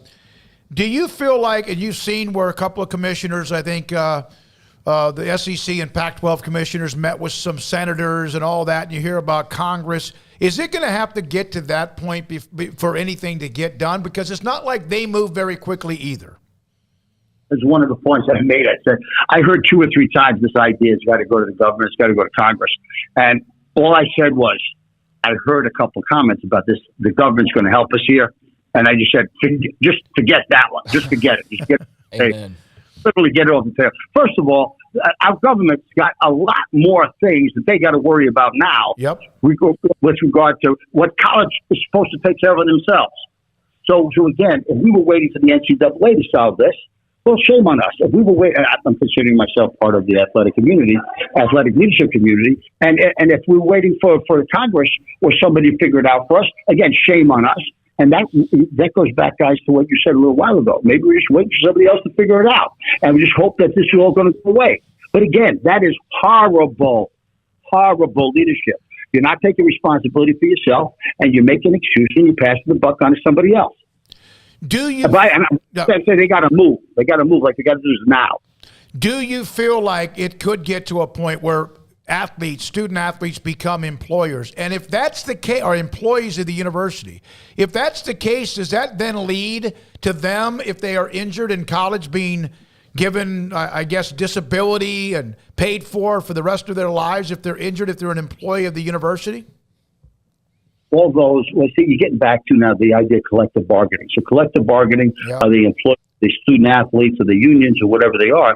Now, right now, if I'm an agent and I represent a handful of guys on a major program, I think I can probably negotiate a pretty good deal for those guys.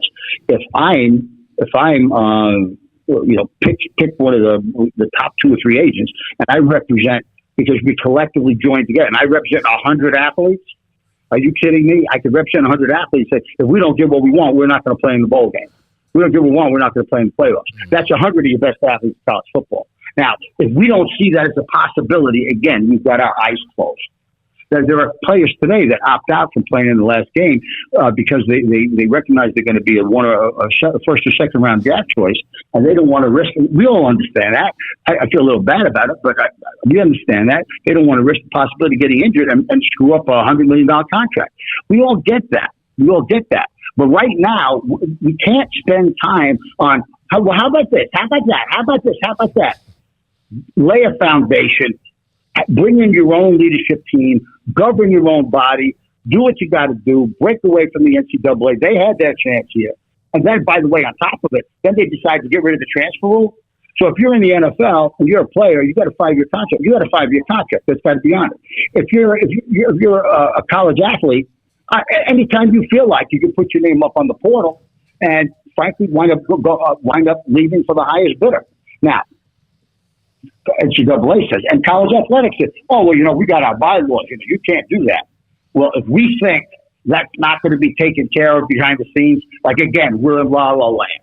So 40 years ago, the NCAA worked really, really hard to eliminate boosters from involvement. And they had the death penalty. Remember, SMU got that, others at the same time. And by the way, I think all of us worked pretty hard to try to live within the guidelines established for us by the NCAA for the last 4 decades or whatever it's been. Well, now everything that the NCAA gave the death penalty for is legal. It's legal. It's okay. It's okay. And remember, I'm not saying players or coaches are not supposed to get money.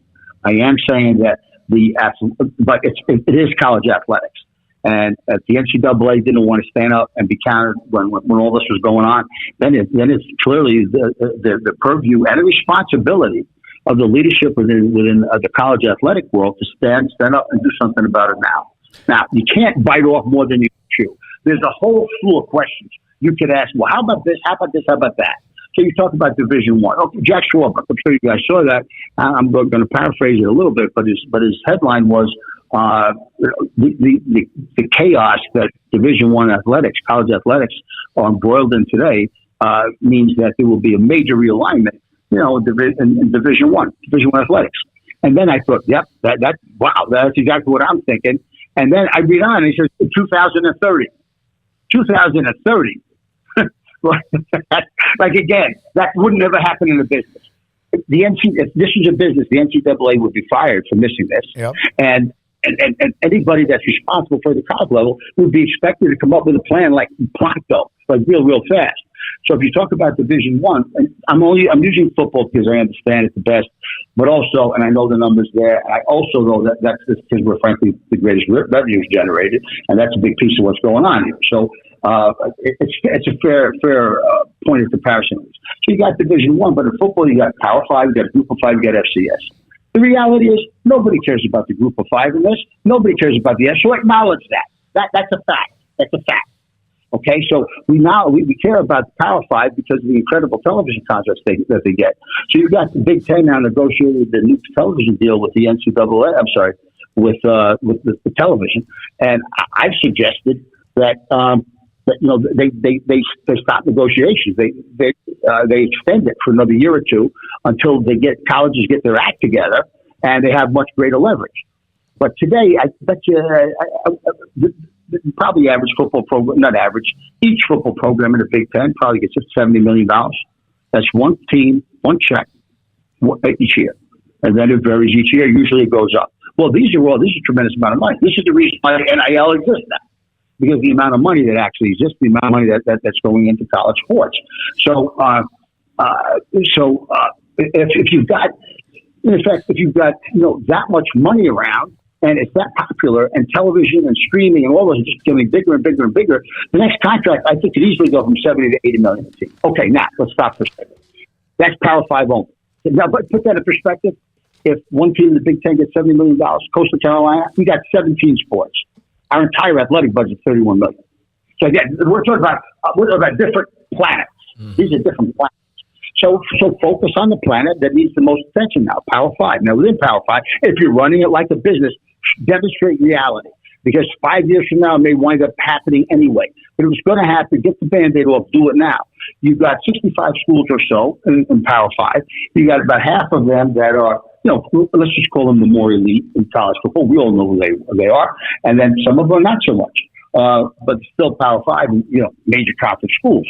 Well, if the elitist group breaks away, or they divide it into simply two groups, Group 1 and Group 2, but the Group 1 is technically the elite group. I bet you they get that $70 million I'm talking about 2 years from now can become 110, 120. Because those are everybody's going to want to watch those 25 or 30 teams all the time.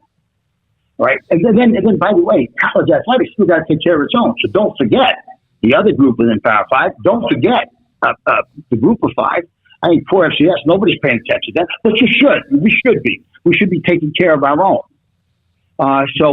But everybody says, "Oh, one day this may happen and this can happen," and the Power 5 schools really don't care what the NCAA says anyway. Well, all that talk is all bullshit, right? I think if you've got responsibility for what is the greatest platform in the country in terms of college athletics, and it's not just for athletics; it's for academia as well, and we should take a tremendous amount of pride in it, but we also have to be realistic and recognize right now the situation is urgent, and we've got to step up and do something about it. And we're not going to do that if everybody's got a conflict of interest, or if we're going to look at all sports, at all levels, at all divisions, which is it's too humongous a task. It's like herding cats. You're not going to be able to do that.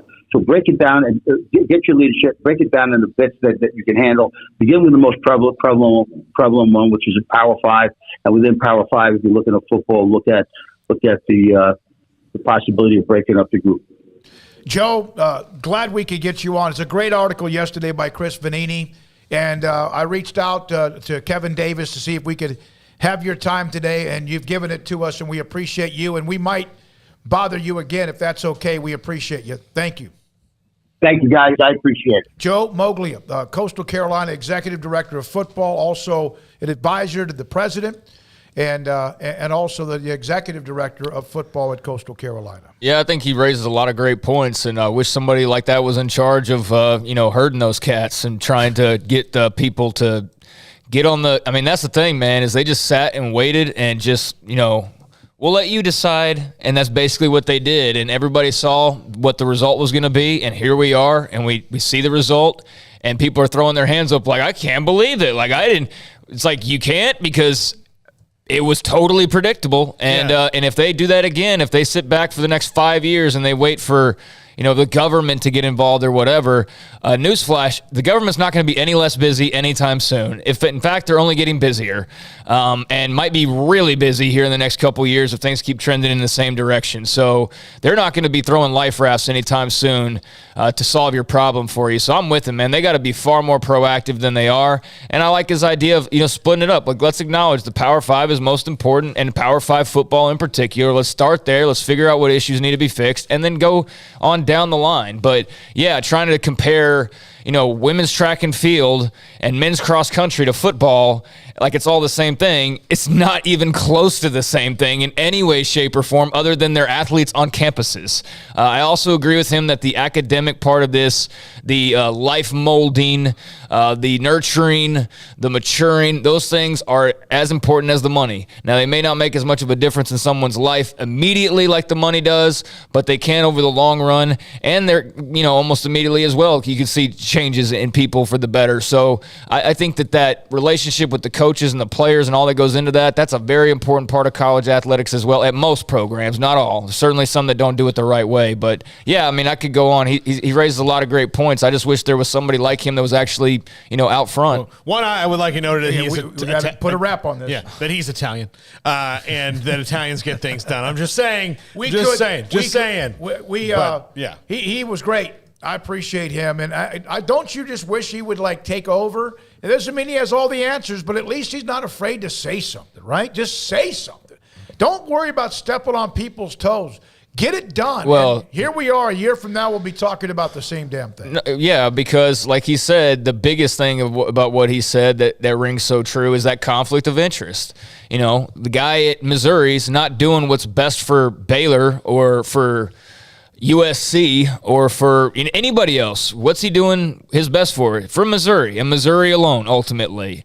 And that goes for every president, athletic director, and so forth at every school. So there is that major conflict of interest. I don't know how you bypass that other than just, kind of what he said of you got to get over that somehow or another. But he's dead on with the conflict of interest part. We're going to come back for a second with Mickey Spagnola on the Cowboys and the NFL schedule. We've seen some of it come out. There's that game between the Bills and Chiefs, I think, that's going to be a part of the schedule. We'll have a little bit with him on that. Also coming up, Craig Smoak's Off the Radar, Sikkim 365 Radio, 365 Sports.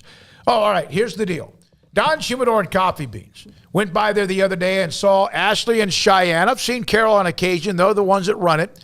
48-foot walk-in humidor. And right there inside of their humidor is the number one cigar of the world in the world, the Padron 1964 Natural Torpedo, inside their walk-in humidor. So go get it.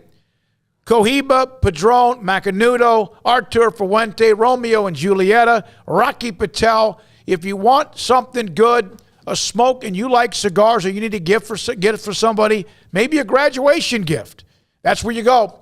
And they have CBD products and also fresh coffee beans, the CBD products with Vita Dreams to allow and help you fall asleep much easier when you go to bed at night. Don Humidor and Coffee Beans, tell them Smokey sent you in the Townwood Shopping Center, Valley Mills in Waco. At Allen Samuels in Waco, we're committed to taking care of our customers, and that means having as much new inventory on hand for you to choose from. During the Memorial Day sales event, shop our large selection of 2022 cars, trucks, and SUVs to find the vehicle that's right for you. Need maintenance or repair? Let our skilled technicians take care of your vehicle, and we'll get you back on the road safer than before. We're not here just to sell you one car. We're here for the long haul. Allen Samuels in Waco. Come by. Let's be friends.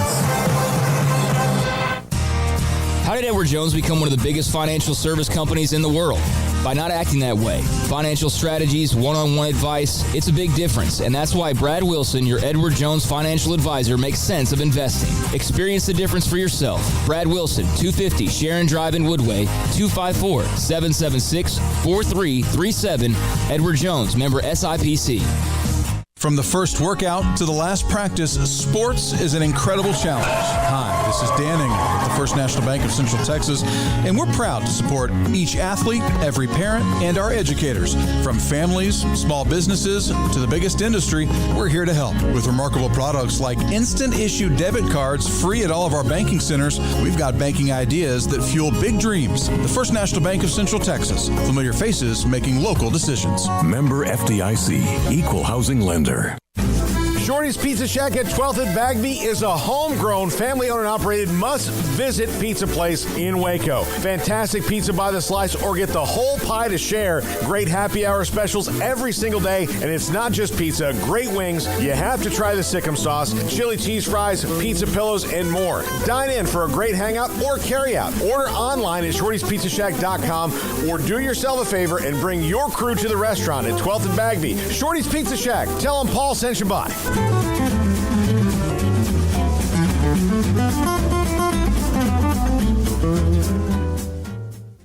Brad Boozer, Boozer's Jeweler, joins us on Sikkim 365 Radio. This is a great time for your business. Exactly. And one other thing we do that a lot of people don't know is we buy jewelry, heirloom pieces, gold, silver bars, gold bullion, watches, anything you may have that you want to. If you don't want to use it and remake something like I did in a state yesterday and I looked at 35 pieces, well, they're probably going to sell me back 30 because it's something they're not going to wear, nothing to use. So if you're looking to get a few bucks or to sell something or something you just don't wear anymore, I make my wife go through her jewelry box about every 6 to 8 months, and the things that she doesn't wear on a daily basis, this sounds horrible, but I take away from her and then I'll put in my estate counter, but then that gives me the chance to rebuy her something new moving forward. Instead of looking down 20 years down the road and you have 300 pieces of jewelry, it's something to refresh and make her buy something new along the way. You want to know why they're successful? Brad Boozer, the owner of Boozer's Jewelers on the corner of Valley Mills and Lake Air in Waco. Riverbend Liquor and Wine, Lakeshore Drive and North 19th Street, right behind the bank, is a hidden gem in Waco. If you're a fan of bourbon, especially local Texas bourbons, that's where you gotta go. Balcones, TX, Devil's River, whatever it is, they've got it. Riverbend Liquor and Wine, plus the best selection of craft beers in Waco, seasonally churned out throughout the year. Whether it's spring, summer, fall, or winter, Riverbend Liquor and Wine, best selection of craft beers, a speedy drive-through window, and excellent customer service. Find out more on Instagram or just go by and see them. Lakeshore Drive at North 19th Street behind the bank. Welcome back to Sikkim 365 Radio. Prescott on the keeper, walks in, touchdown, Dallas.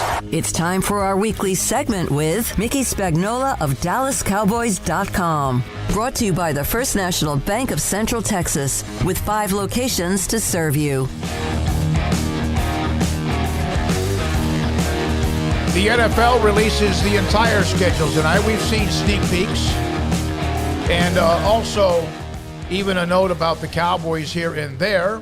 Green Bay, Week 10, Lambeau Field, Mike McCarthy, Mickey Spagnola, DallasCowboys.com. So, Mickey, Paul brought this up yesterday. The Cowboys have always been like a primetime opening weekend. It's got to be something, right? And Jacksonville on a Sunday at noon, that's a change. If that's official, yeah, that would be a huge change, right? Yeah, you're right. There's a lot of bits and pieces coming out before the official announcement. I said today on our podcast, well, absolutely it's going to happen in the NFL. It's like the Supreme Court can't keep a secret. Why would the NFL be able to keep a secret? That's a great point. Yeah, that's a little different. Yeah. I was hoping that game was going to be in London, but it didn't work out that way. No, instead you get to go to Jacksonville and have all the Maxwell House coffee that you can throw down, Mickey. Yeah, I'm just happy to be going to a game on the road. Let's put it that way. Yeah, that's a good point. That's a good point. I did see this that based on the schedule, and I don't remember the site. We read this a day or two ago. That the 4 teams in the NFC East, based on who they're playing, based on their records last year, have the 4 weakest schedules. Is that because of how bad the NFC East has been? Well, you got to play those teams twice, right? Mm-hmm. So that automatically is going to reduce your schedule. And then the Cowboys are playing the NFC North. So that means you get Detroit, right? And they got to play the AFC South. So that means you get Jacksonville and Houston. Now, contrary to how easy all that looks for the Cowboys, they've also got to play 5 of the 7 division champions. They got to play the 2 teams that were in the Super Bowl, right? They got to play the Super Bowl winner. They've got 8 games, I figured out, against teams that are had winning records. So, they got to go to Green Bay. You got to play the Rams and Cincinnati and Tampa Bay. So it kind of it didn't quite even out just because of the number of games they have to play against Washington, along with the Giants. And so, yeah, that's how that easiest tied for the easiest schedule in the league with Washington. But right above them, when it comes to percentage, the opponents of percentage winning from 2021 are the Eagles and the Giants. So, yeah, you're exactly right. Mickey, you've been to Lambeau before, and it looks like the Cowboys, I mean, they're going, the announced game is in November, so right when it's, potential for devastating cold at the kind of end of fall there. Would you rather them switch those Packers and Jaguars games? Yeah, but I bet what the NFL is looking for is a lead up to that game, right? Mike McCarthy going back to play on McCarthy Way or whatever the name of the street is, and I think playing the opener against a lesser opponent, as they do in college, right, is not a bad thing, and kind of work into your schedule. So yeah, I mean, the weather shouldn't be that bad, right? November 13th, 10th, something like that. I forgot. But yeah, I don't think it really matters.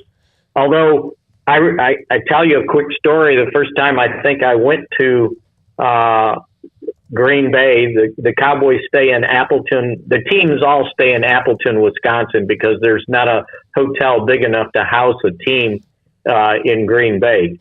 And so I'm walking around downtown and had gone into this one establishment that stays decorated for Christmas 365 days a year. Lights are up or whatever, and the place is packed. And I'm having trouble getting to the bar to grab a beer. And these ladies in front of me go, well, we'll help you. We'll get his attention. So I noticed when I was walking around, the whole place was packed with females. And so I asked the lady, I go, what's the deal? The guys in this town not go out drinking? She goes, honey, where are you from? And I said, well, I grew up in Chicago, but I live in Dallas.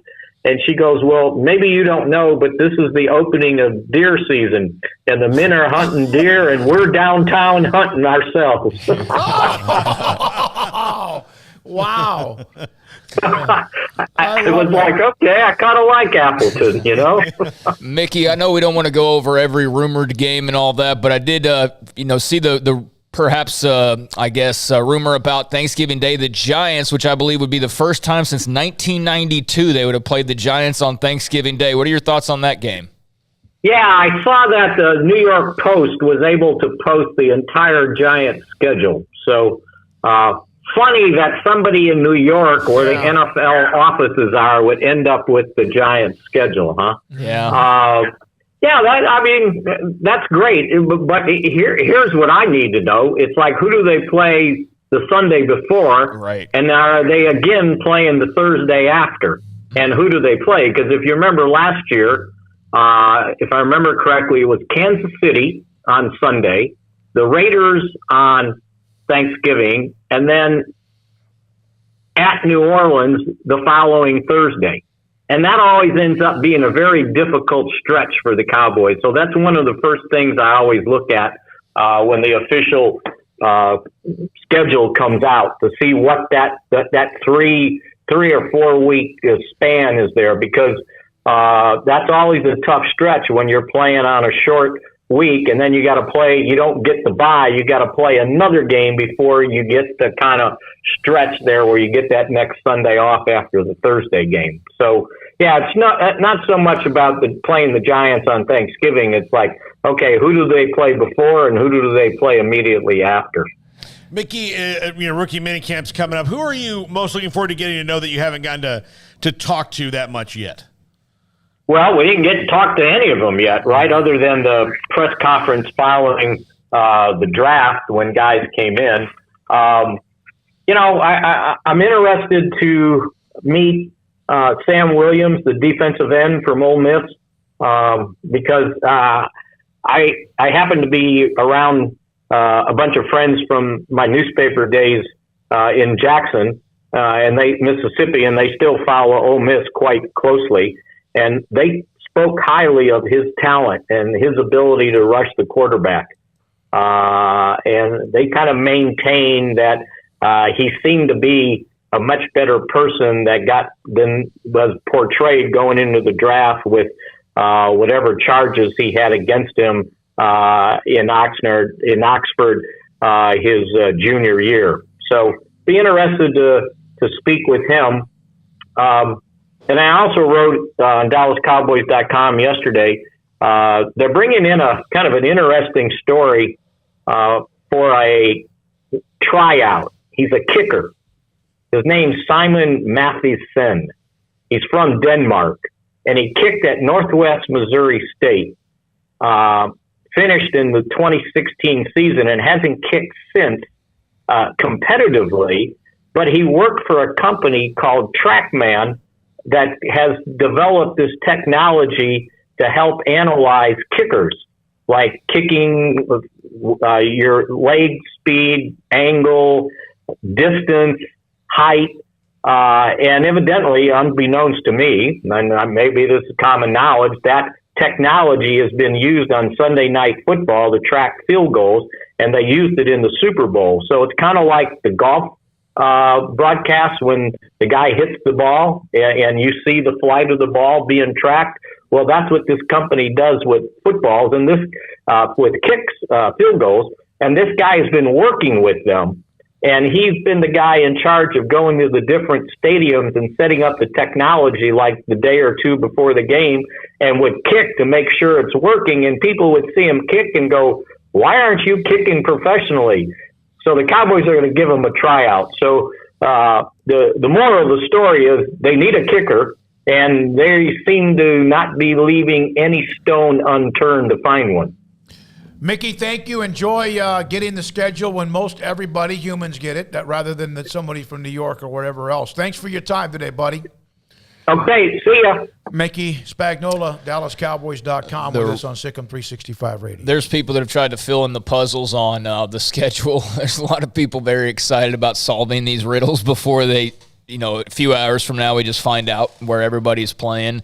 But I did see where it looks like based on most people's, I guess, kind of picking apart of the schedule, it's like the Vikings and the Colts would be the teams before and after the Thanksgiving Day game against the Giants. But, dates, obviously. Is there a quick turnaround? I don't think there is, based on most of the Cowboys projections I've seen would have them getting like that week and a half or whatever it is before they would play. I think it would either the Colts or Vikings right after that. I think the Minnesota game would be a road trip. But we'll find out tonight. But that was the part that he was waiting to hear as well. That can set them up if they take advantage of it. If they're home the weekend before, and then play on Thursday at home, and then have a week and a half, or not quite a week and a half because there's those Thursday games as well. And it should kind of always like 1 year on the road, 1 year off. It could be a 12 o'clock game. What you don't want is a road game at 3-something or at 7, and then playing at home. And we've seen this, teams on the road that Sunday evening and then playing in Dallas or in Arlington on Sunday afternoon or Sunday afternoon. Yeah, right now it's because of that schedule leak. The Giants on Thanksgiving, that's kind of interesting. All right, when we come back, go ahead. No, I was going to say first time since '92 that they would have played them on Thanksgiving, and that was a butt whipping. That was a 30-3 win for the Cowboys. But yeah, that'll be interesting to have a nice divisional game. Of course, we got the Lions will be playing whoever they're playing, and then that third game. But Cowboys Giants should be interesting. I'll pull in a lot of viewers on Thanksgiving. Former Baylor quarterback and Auburn quarterback Jarrett Stidham today traded to the Raiders. That came down a little bit earlier for a couple of late-round picks. They swapped each team. Jarrett Stidham, still in the NFL, now will be with the Raiders. Jarrett Stidham also, his arrival in Las Vegas means the departure of another Texas high school football legend, and Garrett Gilbert. Garrett Gilbert, the former Lake Travis star, and, of course, University of Texas quarterback, and then SMU. When we come back, Craig's Off the Radar, Sikkim, 365 Radio, 365 Sports. Stonewood Dental. Dr. Steve Childress has helped me with just regular teeth cleaning, their office in Robinson. And then again, on a couple of different occasions, it's been where I've had some pain even after office hours. He's met me at his business because that's what he does. And he can do anything from just his staff, teeth cleaning, checkups, root canals, trauma. And then he's the one that suggested that I really need to look at implants for a couple of teeth in my upper right part of my mouth. He's the one that suggested Dr. Scott Warren. And I was there Friday to get 2 implants. Had a couple of teeth that had been worn out with attrition, taken out, and implants put in. And I'm telling you right now, I didn't know what to expect, but I know how the great reputation of Dr. Scott Warren and what he does with his business. It's something I'm glad I did. It was truly unbelievable. His staff was fantastic from start to finish, getting the appointment done, handling whatever it cost and all of that done. I can't tell you how much easier it was than I probably should have done this 5 or 6, 8, 10, 12 years ago. Stonewood Dental and Dr. Steve Childress and Dr. Scott Warren, if you are looking for any kind of major dental surgery, try them. Unbelievable. In Waco, Texas. Cars priced right both day and night. Average your car in Texas. Trucks built for you, red, white, and blue. Average your car in Texas. Cars that zoom with lots of room. Average your car in Texas. Count on us, a dealer to trust. Average your car in Waco, Texas. Texas Farm Bureau Insurance has protected fellow Texans with auto, home, health, and life insurance since 1952. With more than 260,000 square miles of land and 27 million people, that's a lot to cover. Whether you're wrangling cattle or wrangling kids, we're proud to protect Texans in all Texan ways of life. Stop by and see our agents at one of our 3 McLennan County locations. Coverage and discounts are subject to qualifications and policy terms and may vary by situation. Stepping into a new pair of boots is great, but stepping into the boots of a U.S. Army officer can also add confidence and leadership skills to your son or daughter's career path. There are more than 150 occupational specialties to help them find the best fit for their future. See all the things your son or daughter can achieve in our boots at GoArmy.com. U.S. Army Waco Recruiting Company, 254-598-8131 or 254-776-1543. At Ideal MRI, we feel blessed to be part of the Waco community. We're a small family business here in Central Texas. At times like this, the cost of healthcare has never been more important. And unfortunately, significant illnesses and injuries still occur. And that's why Ideal MRI is open and here to serve you through this difficult time. So if you need an MRI, ask your doctor about Ideal MRI. You can schedule online in minutes at idealmri.com or call 833-IDEAL-MRI.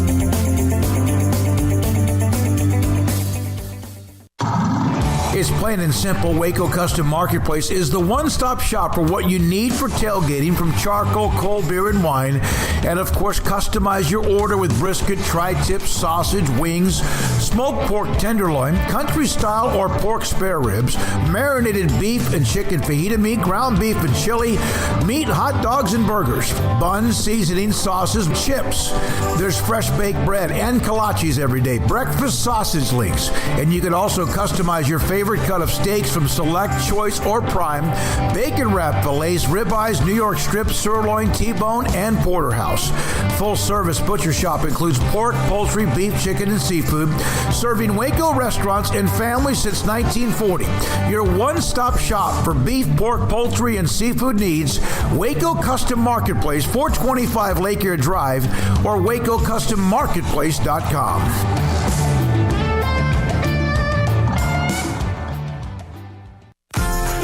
Automatic Chef Canteen is a full-service micro-market vending and office coffee provider with state-of-the-art vending equipment, a wide variety of products, and offering custom-fitted micro-market vending office coffee solutions for your employee break room.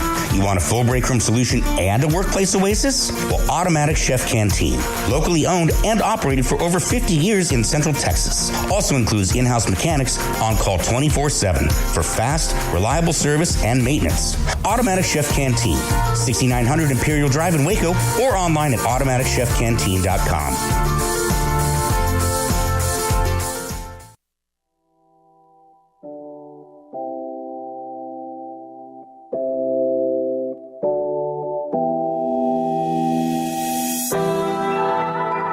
Welcome back to Sikkim 365 Radio. It's time for Craig Smoak's Off the Radar. Brought to you by Pickup Outfitters. Since 1997, we've been outfitting trucks, SUVs, and vans at 220 Lake Air Drive or createacommotion.com. All right, welcome back into Sikkim 365 Radio. Just taking a look at some stories that are not really all that much college football related or things that we would typically be getting to. And let's start off with the Kentucky Derby.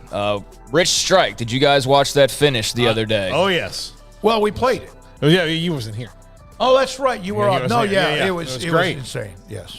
Yeah, well, that was an incredible finish, but there will not be a Triple Crown winner this year, as Kentucky Derby winner Rich Strike will not be running in the Preakness. Owner Rick Dawson released a statement saying their original plan for Rich Strike was contingent on the Kentucky Derby. Should we not run in the Derby, we would point toward the Preakness. Should we run in the Derby, subject to the race outcome and the condition of our horse, we would give him more recovery time and rest and run in the Belmont or another race and stay on course to run with 5 or 6 weeks rest between races. So an 80-1 long shot in the Kentucky Derby ends up winning. Second biggest upset in 148 years of the race, but no Triple Crown winner this year. And I've seen one now in my lifetime, so I'm not all that worried about it like I would have been if that would never have happened. That was something I just wanted to see at least one time, and we saw that several years ago. But if you haven't, you're a younger fan, I suppose, you're waiting, you will not see it this year. No Rich Strike in the Preakness. Yeah, this is probably smart. He can do the Derby and do almost a walk-off, and because if he goes to the Preakness, he's going to always be valuable. But gets blown out and finishes like whatever, how many horses are going to be. Well, he was 80-1 for a reason. I mean, he defied those odds, but I mean, you got to be smart about it if you're the owners of this horse who now you're going to be able to take to stud for a whole lot more money. He's going to still race and might be the Belmont, which is a long race, but I mean, he ought to, I don't want to see that horse do something so spectacular, so shocking, stunning, whatever, and then go to the Preakness and just absolutely look like a just beat up horse and or get injured. Yep, so Rich Strike out of the Preakness, no Triple Crown winner this year, as I mentioned a couple of times there. Earlier today, Iowa State got a win in the Big 12 softball tournament over Baylor, effectively ending Baylor's run and probably ending their season as well, I would think. Right now, Kansas and Oklahoma State in action. Later on this afternoon, it will be Texas Tech and Texas. And I was looking for an updated Kansas-Oklahoma State score to pass along to you, but have not...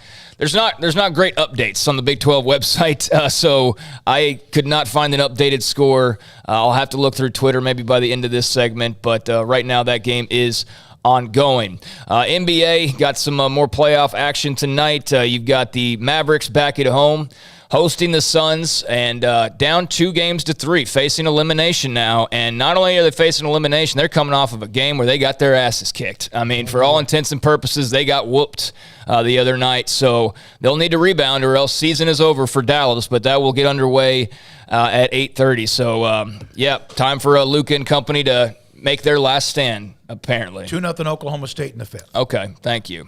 Tonight, Suns and Mavericks. Any thoughts on that game? Well, the thoughts are, like you said, Craig, they better do something. They gotta be like, you gotta do it. Hey, listen, they were down 2-0, one home. They blew them out in the 37-25 first quarter, game 4. Hell, I thought they'd turn the corner, but in the end, the best of 7 series goes not always, but usually to the best team. Well, I think if this is the end, you have to look at the progress. They actually went to the next round of the playoffs. Yep. So, yep, that's pretty darn big for them. I expect Dallas to play their butts off. I think it's a home. They play there. They play well there, and I don't know why this thing won't be a hell of a classic. Yeah, I mean, hopefully it's a better game than the other night. But, again, that's tonight. That's going to be the second half of the playoff doubleheader. The first game later on tonight, it will be another team facing elimination, the 76ers at home, the 4 seed. They'll be in Philadelphia, friendly confines, taking on the 1 seed Miami Heat, who lead that series 3-2. So could have both the Suns and Heat as road teams moving on to the conference finals if they're able to get wins tonight. Or else Dallas and Philadelphia can extend this and make these 7-game series. But doubleheader tonight in the NBA. Speaking of the NBA, did you know they were doing a big old makeover of all their trophies because it's the 75th anniversary? So they've done some rebranding with the NBA trophies, and they are going to have not only just different looks, but different players now involved in this. 2 new playoff trophies have been added. They will be awarded to the MVP of each conference finals series. The Eastern Conference Finals MVP will receive the Larry Bird Trophy, and the Western Conference Finals MVP will receive the Magic Johnson Trophy. So Magic and Bird getting the conference MVP trophies. They both seemed excited about it in their little PR clips or whatever. And they've redesigned, like you'll notice with the NBA Finals trophy, it's the same sort of premise, but it's just kind of jazzed up a little bit, a little more angular and a little more. It's just a little different. They spiced it up and freshened it up a little bit, but they had a big picture of the collection of the trophies, including now the Magic Trophy and the Bird Trophy that will go. They were redesigned by Tiffany and Company. They also switched up, and there you go, thank you. They also switched up the Larry O'Brien and Bill Russell trophies, as I mentioned, which go to the league champion and the finals MVP. So that's cool, Magic and Bird with trophies. I think that's awesome. It also makes me feel incredibly old. Yeah, no, it does. Why are scorpions inside of the basketball? It looks like they're scorpions to me, the way that the tail. I think that's a reflection. Yeah, I think it is too. So what are the Bird and Magic trophies for? Did it say what? The conference finals MVPs. Oh, okay. Yeah, so that's what they're doing now is they're going to have the Magic and Bird trophies. You'll see a little bit of a difference as far as what those look like, but it's part of the 75th anniversary, and Tiffany and Company was involved with that. So that's a pretty cool honor, and I wonder if MJ is ever going to have a trophy of some sort, but they kind of don't have any room to really give anything else at this point. Yeah, and I mean, these work out so well because these two guys were locked in an eternal battle from college all the way through the NBA. They're like, you can't think about Magic without thinking about Bird. You just can't do it. Like Ali Frazier. Yeah, that's who they were. But Michael, I think differently. If you had something like, you had to have something that's overarching of everything. And because who was his biggest rival? Everyone. Yeah. You know, like whoever was across, was it, the ones, he won 6 titles, and only, look, he beat the Jazz twice, he beat the Lakers once, so he went up Phoenix against Stockton, once, Malone, and Barkley, and so it's Ewing. all those guys, yeah. So a couple of the other changes will be, not only will they have the MVP honors, but the conference championship trophies have also been renamed. The Western Conference champions will receive the Oscar Robertson Trophy, and the Eastern Conference champions will receive the Bob Cousy Trophy. So that's another element that has changed up a little bit. I think it's pretty cool, the changes, and they've also redesigned it to where with the, I believe it's the finals trophy, they will have it etched onto the bottom, the name of the team that won it, so they're going to be, unique to, it's not going to be some replica that everybody gets or whatever. So like the Stanley Cup? Yeah, so that's a couple of different things going on with the NBA, and of course, mentioned the games that are going on later tonight as well. Tonight in the NHL, they got a 4-game slate, got the Hurricanes and Bruins up first, starting at 6. Hurricanes can take that series with the win on the road. They're up 3-2. Toronto also up 3-2. Will take on Tampa Bay down in Florida. You've got the Wild down 2-3, looking to avoid elimination. They'll be at the St. Louis Blues, who will be looking to move on. And then in the nightcap, you will have the Edmonton Oilers, also looking to avoid elimination. They will be at Los Angeles. Kings lead that series 3-2. So you've got 2 road teams in the Hurricanes and Maple Leafs, and 2 home teams in the Blues and the Kings, who could all move on tonight with wins. But a busy night in the NHL. I also saw this earlier today. Jerry Jeudy of the Broncos was arrested, and there wasn't a whole lot of information. The Broncos released a statement saying that they're aware, and of course, this is like the default statement that everybody has. We're gathering more information, right?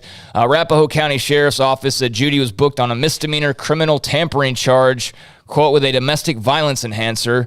The charge is listed as a misdemeanor, but he's currently on a no bond hold. So arrested in Colorado today.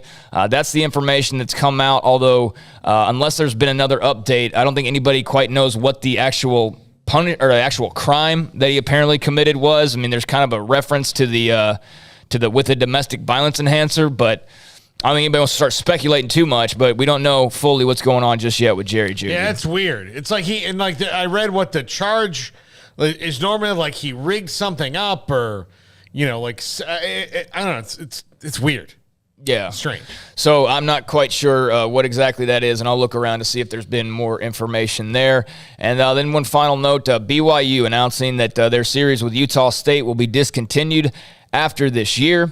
They will play on September the 29th, but then after that, it's off to the Big 12. And so with them entering the Big 12 in 2023, they are going ahead and moving that game off of their schedule. So BYU and Utah State no more, thanks to the Cougars moving on to the Big 12 starting next season. And those are a few things that are off the radar. Yeah, I that's part of the attrition of all these changes in college athletics, expansion, and whatever else is some rivalries are going kaput. There are some, if they ever mess with Army, Navy, I'm fighting. That's all I'm going to say. Well, they'll never be in conferences, so affected by that. You never know. I mean, you never know. Well, maybe. Would you trade Utah State for, Oklahoma and Oklahoma State, for a couple years, Baylor, Texas Tech? I mean, I know there's a rivalry aspect to it, but you can also see why. I mean, they're moving to the Big 12, and part of moving is changes. And, so for right now, that's at least a change, and they could, of course, always add them again later on at some point. I'm trying to find out how long that rivalry might be. They've played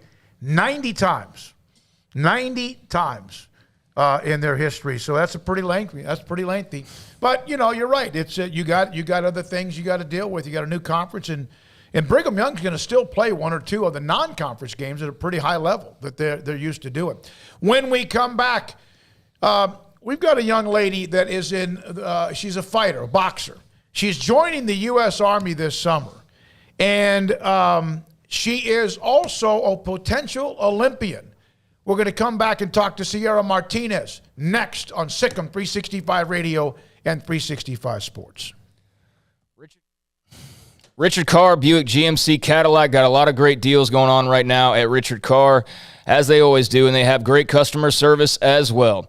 You want to give them a phone call right now, set up your opportunity to get on their inbound vehicle list, which means you can get your car or truck as soon as they arrive on the lot, as new cars and trucks are arriving weekly. Call or go online for their current inventory, and you can always show up at the dealership during business hours to buy or build your perfect vehicle and get your name again on that inbound vehicle list. That will ensure you are next in line and first in line eventually once those new cars and trucks do arrive. But if, however, you need a car today, well, consider one of their dozens of quality pre-owned cars and trucks. All of them go through a 172-point inspection so you can drive them with peace of mind, and they pay top dollar on your trade with dozens of lending options. They will say yes to loans when others say no. So go online or come by to check out Richard Carr's inventory today. And they've been in business for over 23 years serving Waco and Central Texas. They've offered award-winning service, especially with their collision and service center. And they're the dealer you can count on for a great deal and superior service for the life of your car. For qualified buyers, buy a truck now, get 0% financing for 72 months on most GMC vehicles and Buick SUVs. You can check the dealer for more details, but again, go by the dealership, get your name on that inbound vehicle list, or just go over there. And if you're looking to buy a used car, you can get that done pretty promptly. They will help you out and give you great customer service along the way. So trust the good local people you can count on. Richard Carr, run by proud Wacoans and proud Baylor Bears. Log on to richardcarr.com today. Call now or go see them now off Highway 6 at the Imperial exit. Baylor University is where lights shine bright. So, let there be light. Let there be roommates and teammates, scholarship and championships. Let there be fresh starts and new traditions, fast friendships and lasting impacts. Let there be laughter. Let there be joy. Let there be light. Baylor University, where lights shine bright.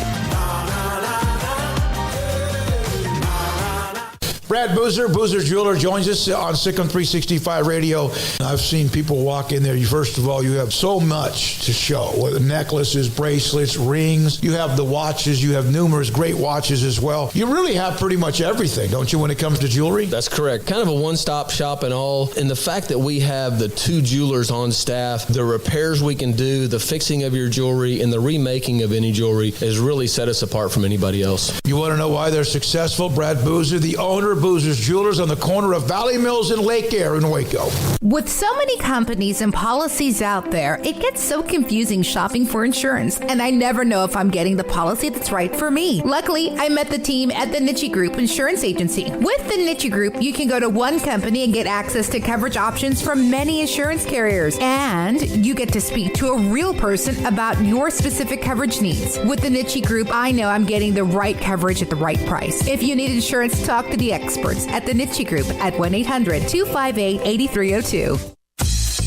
Baylor Scott & White Southwest Sports Medicine and Orthopedics, the team physicians for Baylor Athletics, diagnosing and treating all sports-related injuries, including concussions. These specialists also provide orthopedic services for athletes and non-athletes alike, whether it's knee or shoulder pain, hand or wrist injuries, orthopedic spine care, and even an arthritis and total joint clinic. Trust the doctors Baylor Athletics trusts. Baylor Scott & White Southwest Sports Medicine and Orthopedics wants to get you back in the game.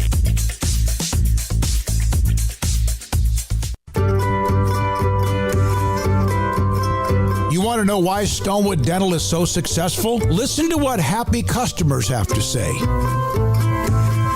It's pleasant. It's different than any other dentist office. I really feel like they care. And it's not that you're here for 2 hours waiting on someone to take care of you.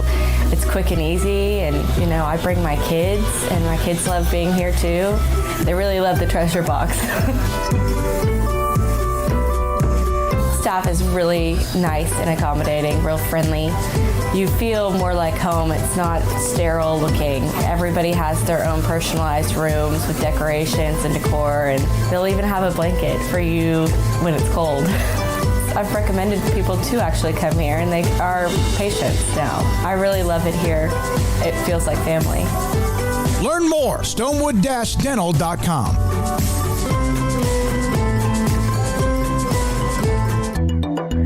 It takes time to reach goals. It's a truth that applies to more than sports. It goes for your financial goals as well. You work hard for your money, and you deserve an investment strategy that lines up with your game plan. And Tom Albers, your Edward Jones financial advisor, can help. If your financial investments aren't putting forth the effort you desire, stop by today for a financial review. Tom Albers, 4301 Lakeshore Drive, 254-776-7605. Edward Jones, member SIPC.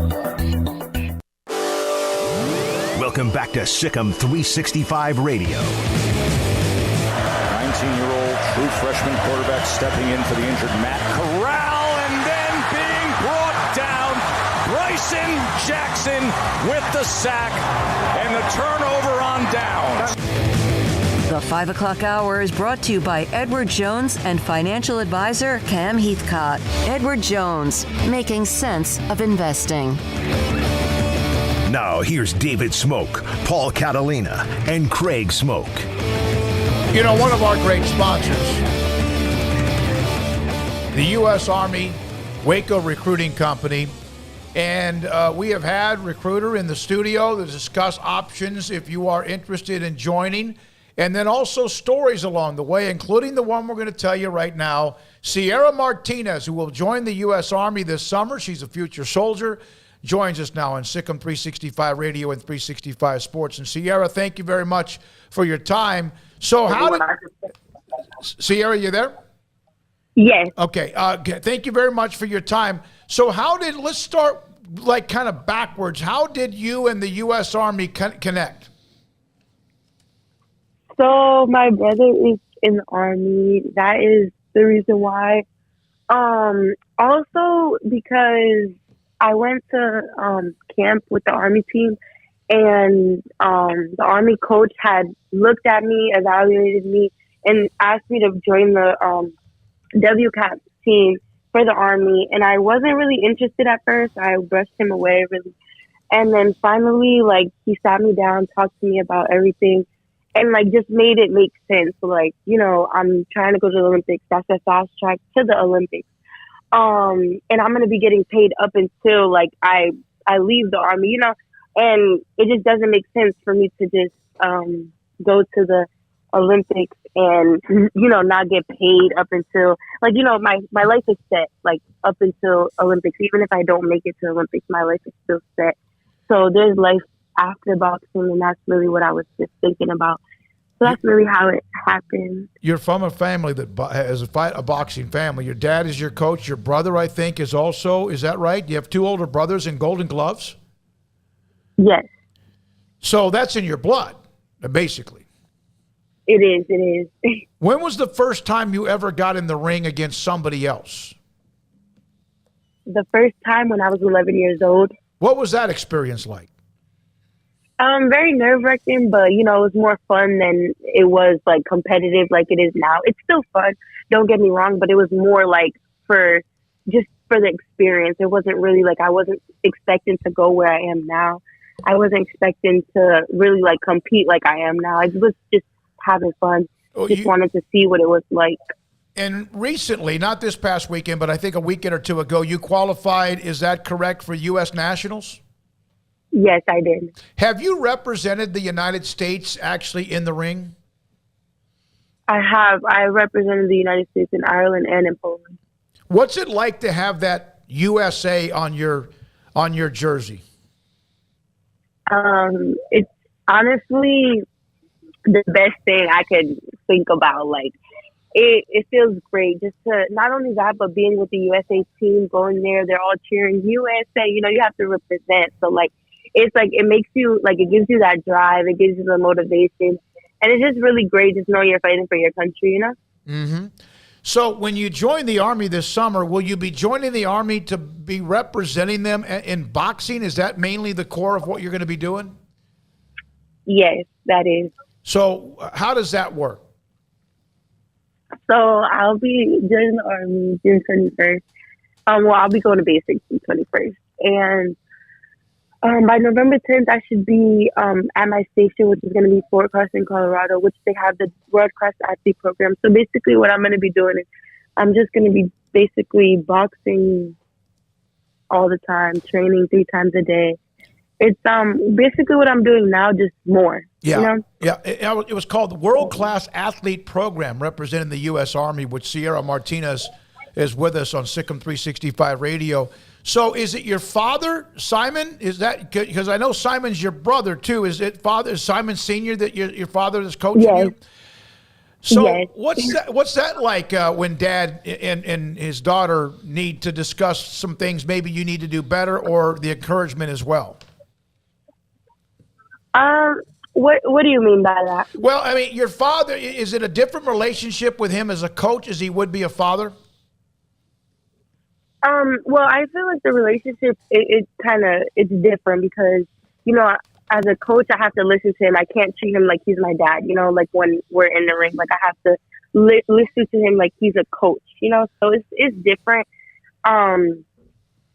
It gets like a little overwhelming because, you know, when you go from like home, like say we get into like an argument at home or something, and then I take it to the boxing, you have to really like be disciplined enough not to do that. Like let all the emotions at home, and as your dad, let all those emotions leave when you get into the boxing gym. He's just your coach right there.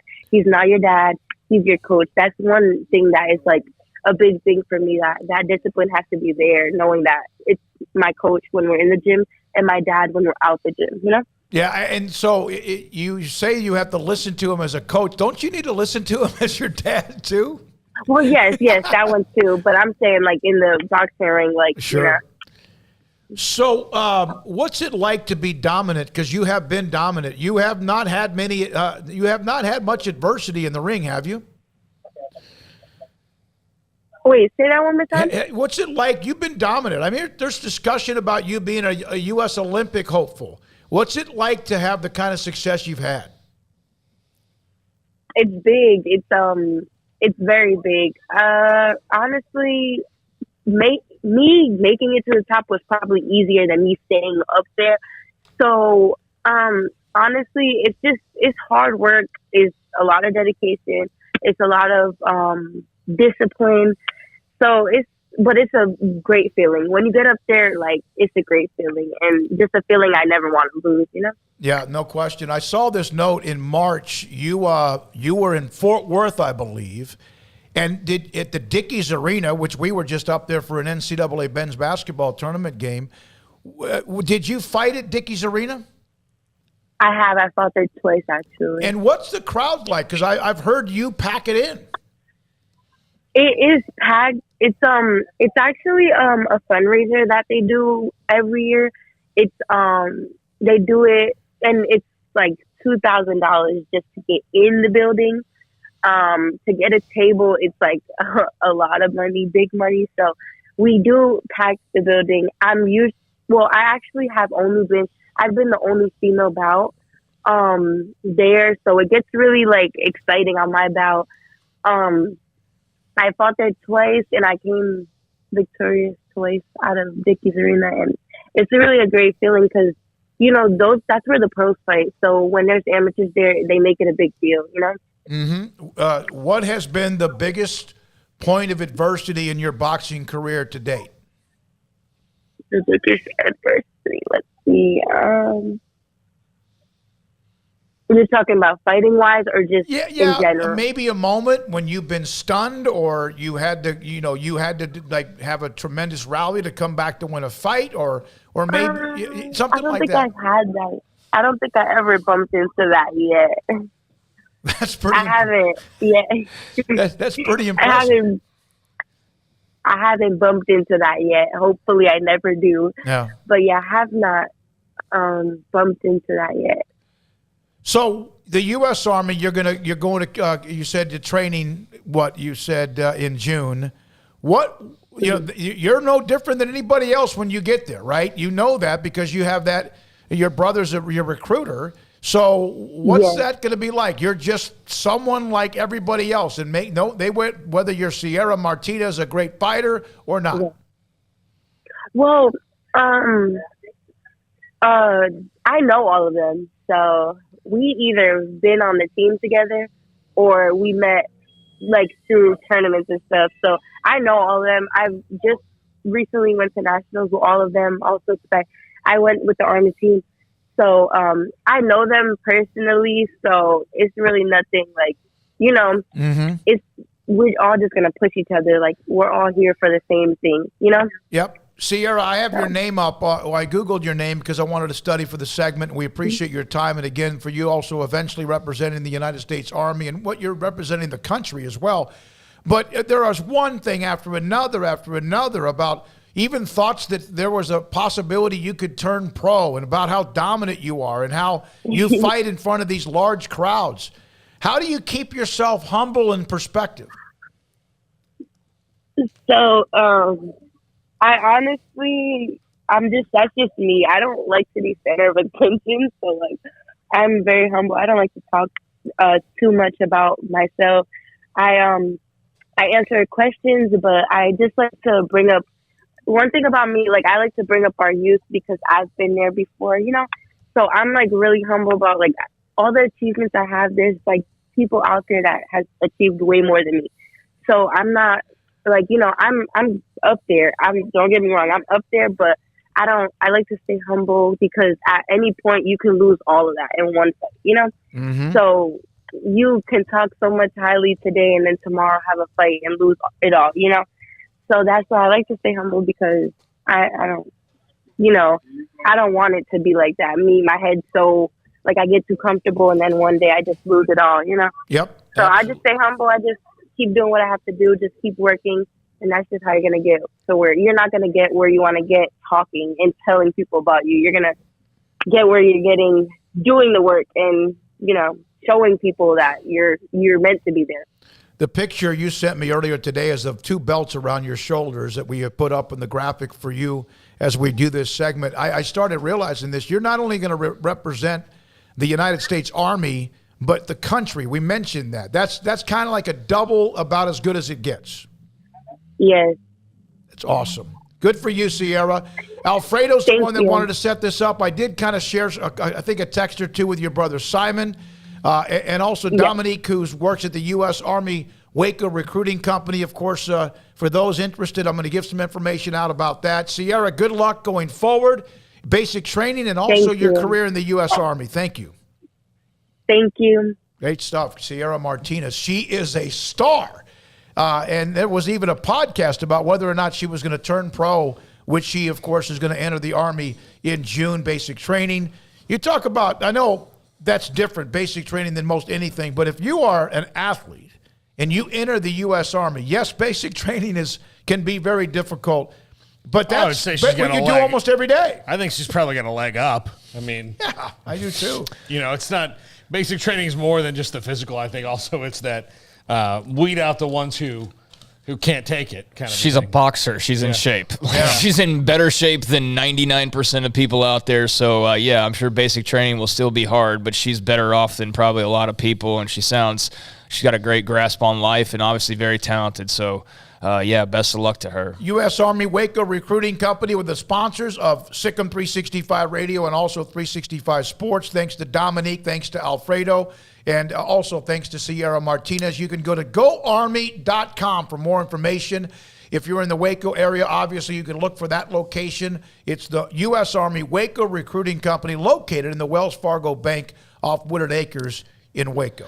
A couple notes here. Oklahoma State beats Kansas in softball at the Big 12 tournament, so they are now on to face the winner of Texas and Texas Tech, which is coming up here shortly, and whoever wins that game will face Oklahoma State tomorrow in the semifinals. So congrats to the is it the Cowgirls? I don't even know. I can't keep up because, the Lady Bears are now just the Bears. Yeah. So Oklahoma State softball, they're on to the next round. And also, I always have a couple notes that I don't get to for whatever reason during Off the Radar, but should have mentioned that Grant Gunnell, who's a former Memphis quarterback that was in the transfer portal, he selected North Texas today. He's a Texas native, so he's back in his home state. And we'll be playing for Seth Luttrell and getting to go up against Phil Bennett's defense on a daily basis in practice. So congrats to Grant Gunnell and North Texas on that pickup. You want to know? We were talking about the Longhorn Network a minute ago. This is from Michael Smith. Texas A&M's Michael Thompson Jr. selected by ESPN to head up the SEC Network and Longhorn Network. Just trolling them. An Aggie in charge of a Longhorn network, what a time to be alive, is from one of the tweets that retweeted that. And that's kind of what we're talking about. I mean, it's in the short term. Merge Aggie in charge of breaking down the Longhorn network, basically, and then integrating it into just being SEC Network West with Austin Studios is probably the route that it's going. And you could tell that was a little bit personal to Max Olson because he knows all the people over there. But, it's tough for them. But, I mean, I think they're still, based on, the assumptions only, which I know is kind of dangerous, but it sounds like they're going to have still a full setup. Now, I don't mean that cleans. I don't know if that means they clean house and then bring in a bunch of new people to take all those roles, but hopefully most of those people can land on their feet. And, you're not going to probably find too many that got the type of experience working in that setting as the people that have been there the last few years. So I think that they should probably be all right in the long run. I wish I could know, because it didn't sound from the very beginning like it was just even just a good idea when you talk about 49 other states about the Longhorn Network. I would like to know how hard ESPN bid on that sell from DeLoss Dodds and the powers that be at Texas that no, we really are a national brand, and we really are that big of a deal. Look, if there's an Alabama doesn't even have their own network, like all those things, like how they did it, because that's a sell job among all sell jobs. Because nobody asked the question, well, what about Denver, Colorado? We're going to put you on cable. What about Wichita, Kansas? What about North Dakota? Hell, what about most of Texas? Yeah. Most of them, I'm sure the majority of Texas people are probably Longhorns fans, but it's not like an overwhelming majority. Like I just said earlier, I'm not somebody that they're marketing. Like you're targeting a very specific audience that's not as big as you probably think that it was at the time. Because you got to remember too, that wasn't made recently. That was fresh off of like Mac Brown's run. That was in the middle of them feeling like they were going to be on top for forever. They had finally surpassed Oklahoma with the win and Vince Young in the Rose Bowl. They were back there playing Bama, in 2009, and then Colt gets hurt. So, they were feeling themselves for in every reason they deserve to, but that was a very different time. If they were to negotiate that now, like take away our knowledge of it, like that would not draw nearly as much. But, ESPN, they were on a spending spree there for a while. And that's why you've seen them have to make so many different changes these last few years. Not only just like socially kind of how they were coming across in some ways that was rubbing people the wrong way,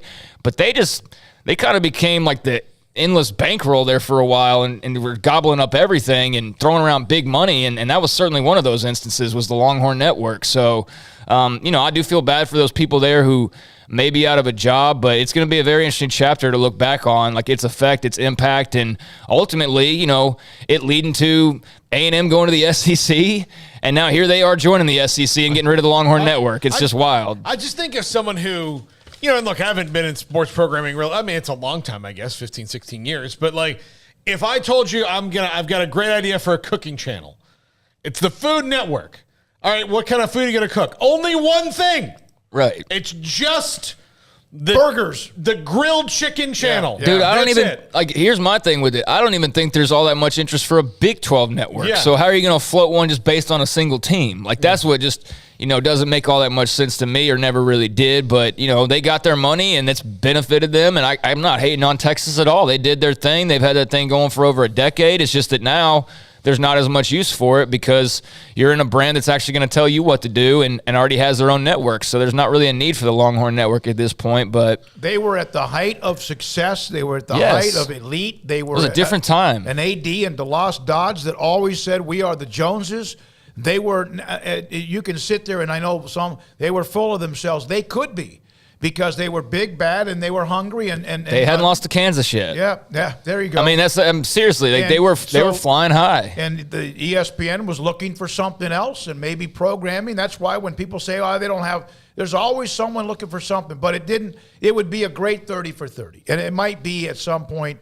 It's eventually, as we said earlier in the show, that it's going to be merged into the SEC network, and whatever they do with whoever's left. That remains to be seen. I remember when they announced they were going to do high school games on there, and there was a massive uproar of like how unfair that was, and that got shot down real quick, and that's part of what let A&M out the door. And I'm assuming, Missouri to some extent, but yeah, they were going to try to just have their way. They're going to, we need a kid from DeSoto. Guess what's on Friday night on the Longhorn Network? DeSoto against, South Lake Carroll. And it's all Texas branded programming. And yeah, that would have caused a lot of problems. And that's why it never even got to that point, because it was, that was actually, I believe, could be wrong, but was in the press release. That they were. They were advertising they were going to play high school games. And the thing that kicked it off really bad at Big 12 Media Days was Dave Brown, who was the play-by-play guy at the time, was like, "Yeah, I can't wait to go see South Lake Carroll and Cedar Hill." He mentioned one player. Who was it? Jonathan. I can't wait to do Jonathan Gray's game this year. Yeah. A guy they already had committed, but it was one of those things like when the coaches heard that. Yeah. When it hit the coaches' ears of like, wait, what? I'm trying to think. Jonathan Gray and I was talking to Jeff Howe earlier about this, who covers UT, who the other player was. Malcolm Brown.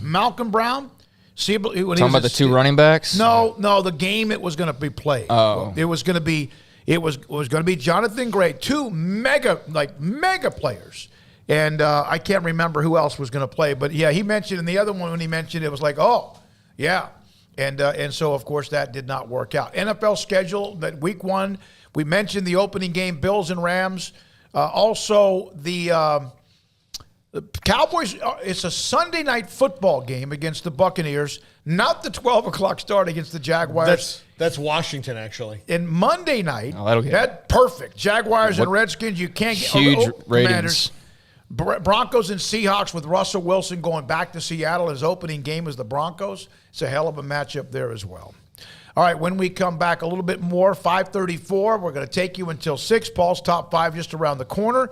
Sikkim 365 Radio and 365 Sports. Baylor University is where lights shine bright. So, let there be light. Let there be roommates and teammates, scholarship and championships. Let there be fresh starts and new traditions, fast friendships and lasting impacts. Let there be laughter. Let there be joy. Let there be light. Baylor University, where lights shine bright. Brad Boozer Jeweler joins us on Sikkim 365 Radio. I've seen people walk in there. And that means having as much new inventory on hand for you to choose from. During the Memorial Day sales event, shop our large selection of 2022 cars, trucks, and SUVs to find the vehicle that's right for you. Need maintenance or repair? Let our skilled technicians take care of your vehicle, and we'll get you back on the road safer than before. We're not here just to sell you one car. We're here for the long haul. Alan Samuels in Waco. Come by. Let's be friends. Camille Johnson Realtors guide you seamlessly through the process of buying your dream home or selling your current one. Commercial, farm and ranch, or residential, Camille Johnson Realtors can smoothly and successfully lead you through any transaction. With a team of 28 experienced agents who are excited about serving you, Camille Johnson Realtors services the entire greater Waco area. If you're in the market to buy or sell, contact Camille Johnson Realtors, 104 Midway Center in Woodway, or find them online at www.camillejohnson.com. Camille Johnson Realtors, elegant, charming, warm. Welcome home.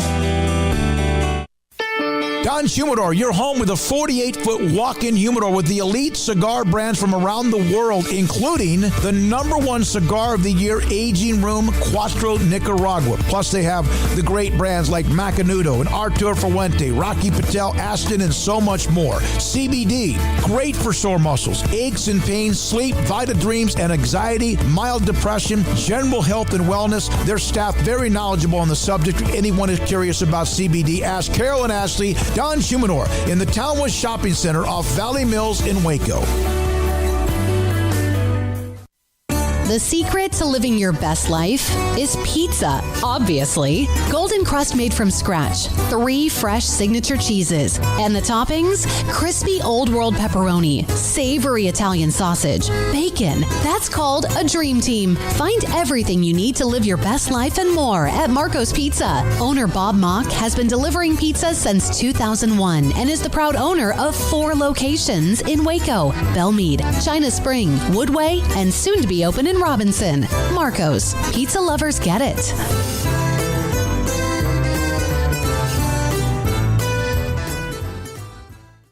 Did you know that 1 out of every 4 men have symptomatic low levels of testosterone and don't even know it? And if you think you're too young to worry about it, guess again. Low T levels can make you feel tired and grumpy, cause weight gain, and wreak havoc on your sexual desire and performance. Petty Clinic Low T can set up same-day blood screening and results, so if you're tired of being tired, I challenge you to man up and Google search Low T Waco or go online pettycliniclowt.com. It's a private clinic with an atmosphere catering to men. Affordable, only $150 a month, includes lab work, office consultation, testosterone injections, follow-up visits compared to $395 a month in Dallas or Austin, and you don't have to fight the traffic. Petty Clinic Low T is board-certified physician consultations, will provide the best form of brand-strength testosterone available. Contact Petty Clinic Low T today, just off Highway 84 and Old Hewitt Drive in Woodway. Petty Clinic Low T, helping men become the high-performance men they deserve to be. PettyClinicLowT.com or Google search Low T Waco. Welcome back to Sikkim 365 Radio. Are you a Sikkim 365 super fan? Then try out our premium subscriptions at Sikkim365.com. All right, here we are, Sikkim 365 Radio, 365 Sports. Paul Catalina, Craig Smoak, David Smoak back behind us, Emery Winter, and Jack McKenzie running the mothership. Jack will be doing that quite a bit with now the change that we have behind the scenes with Armstrong on his way to a new opportunity. And then we have some other news we'll bring your way here in the next few days as well. So I enjoy... And I know that Dion, no one probably ever better a self-promoter than he has been. He made millions and now coach at Jackson State. But he has been putting up little clips on his Twitter feed about his thoughts about college athletics. Now, I immediately, when I see his name or his tweet go up, or if I see it in the message board, a lot of people just start going back to Dion. Yeah, he's the guy that made a bunch of money, this and that. But he, on occasion... I really like listening to him. Now, I know there's some self-promotion, and I also know what he's doing here is trying to maybe get himself a better staff or more money for his staff. But here's Deion Sanders, I think right out in his backyard, discussing about a minute or so the NIL. NCAA, you got a little problem. Let me explain. See, with the NILs, which really ain't NIL because ain't no name, image, and likeness, it's just pay-per-view right now. That's what they doing to the big boys. Little boys, we can't compete with that. But anyway, you got a problem. See, when you start paying athletes like they're professionals, you get athletes acting like they're professionals. And you don't have staffs large enough and equipped enough to handle a young man with money. Let me go deeper. Handle a young man that's making more money than some of the coaches on staff. You got a real problem. So I suggest to you to allow college teams to hire more qualified men, that could handle these young men that's getting this money. All right. He's not wrong, but, you're also talking about right now there's, 10 or 15 guys that are going to do that. Assistant coaches at the big boys. Is he talking about at his level to hire that? Because he also said they can't compete with the big boys. There aren't many NIL deals. And Craig has mentioned this. We see whatever Jordan Addison's going to get or what Quinn Ewers got or the kid from Tennessee or whatever. But the percentages of getting NIL money that's really big money is very small. We're focused on those because they're star players. The NFL has almost, not everybody, but pretty much everybody on the roster is making more money than perhaps other than the coordinators and the head coach. Well, and even then, the head coach still has a guy. Look, Tom Brady makes more than Todd Bowles does. So there's still that, but it's a different point. Tom Brady's 45 years old. He's a different point in his life. What Dion is, the point I do agree with. Josh Allen's making more than Bills coach. Yeah. The point I do agree with, though, is that you're talking about an 18-year-old, 19-year-old kid who might be making more than a coach. And that's going to be hard for those coaches to handle those particular guys. But he's not wrong. I just think that the problem is not that big yet. But it's just something that they need to get out in front of. And they're talking about having no limits on coaching staffs. So that will probably change here shortly as well. Yeah, I mean, I like when Dion reflects or discusses his opinions on topics like this, and I think it's good to have a black head coach who's coming from his perspective as well. And what I mean by that is that you hear a lot of times, and I know it's social media mostly, but, you don't want to play the players, or it's somehow, some personal vendetta, or it's old rich white men just want to be stingy with me, you know what I'm saying? And so it's good to have somebody that, has been a player, has been a coach, has been a pro, he's been everything. He's been a high school coach, he's been a camp director. I mean, Dion's seen every aspect from his own personal experience to all of the young men and women that he's been around at this point. So I think being at a lower level, and he's bound to have all those caps taken off because he's going to be at Florida State or wherever big brand he lands here in the next couple of years. I think we all expect that to happen, but I do think he's got more of an open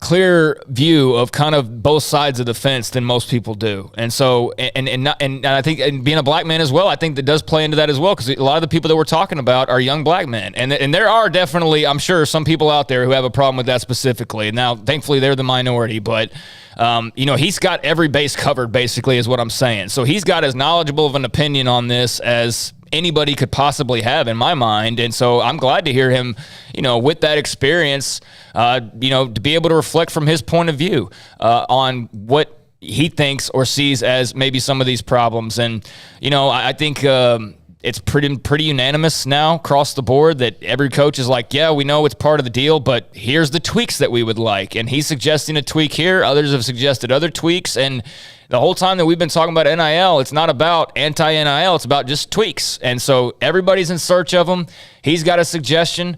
Now, obviously, is that a little bit of a selfish suggestion? Yes, of course. He's got to look out for himself. But as we were talking about with our guest earlier, it's also, self-interest is what everybody's involved in. So I don't know what the exact rules are for coaching staff sizes as far as Jackson State goes. I don't know if it's any different than it may be other places or other levels, but I don't, if you can swing it, if you can afford it, he did put a lot of emphasis on the word qualified. He's not asking to just bring in street agents and have them around the players. He's asking for qualified coaches, and I think that expands the coaching trees, it expands the opportunities, and it probably would, if you get the right qualified people with the right backgrounds, help these young men navigate some of the issues that they're going to be facing that we throw out there as what we think could be potential problems, and what we have no idea because we don't have the experience or we're not in that foxhole with them, what the other issues are that come with NIL.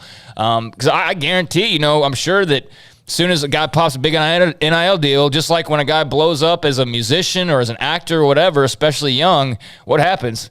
All of a sudden, that third uncle that you'd seen at 2 family reunions comes calling, and people want their hands out, and that's a story that can go wrong quickly. So there is some guidance that I think is needed when you're talking about handling money. Now, is it the majority of players? No, but I'm just for anything that helps players, man. That's all I want. If more coaches help players, great. That's all I want to see is what is ever best for the player, and that's not just simply earning money and that's it.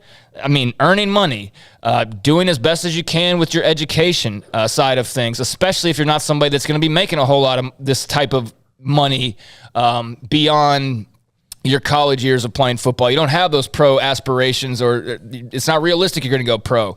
There is some people that could be around that could definitely help with a lot of these other issues that we're not even thinking of right now. So anyways, I think it's a unique perspective that is worth listening to, and whether it's selfish or not, I think anything that benefits the athletes is what we need to do. It's not like Deion Sanders when he was at Prime Prep, the high school that he tried to open up, and it did not go well.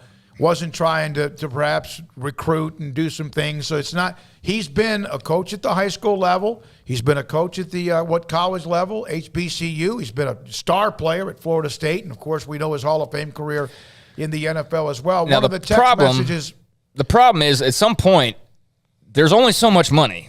Yeah. So if you're not going to have expanded coaching staffs and now you're paying the players more, and you might be paying them even more in the few years where you're paying for all of them all of a sudden, like there is a point where only so many schools are going to be able to just keep writing check after check after check, adding 5 new assistant coaches or whatever. So, maybe that creates some more separation ultimately. I don't know, but that's probably the last thing to have to worry about. Well, with the NCAA, or whatever they're going to be called. Do you think anyone would ever agree with Texas or Florida, Ohio State, Oklahoma, Alabama ever agree to any kind of revenue sharing?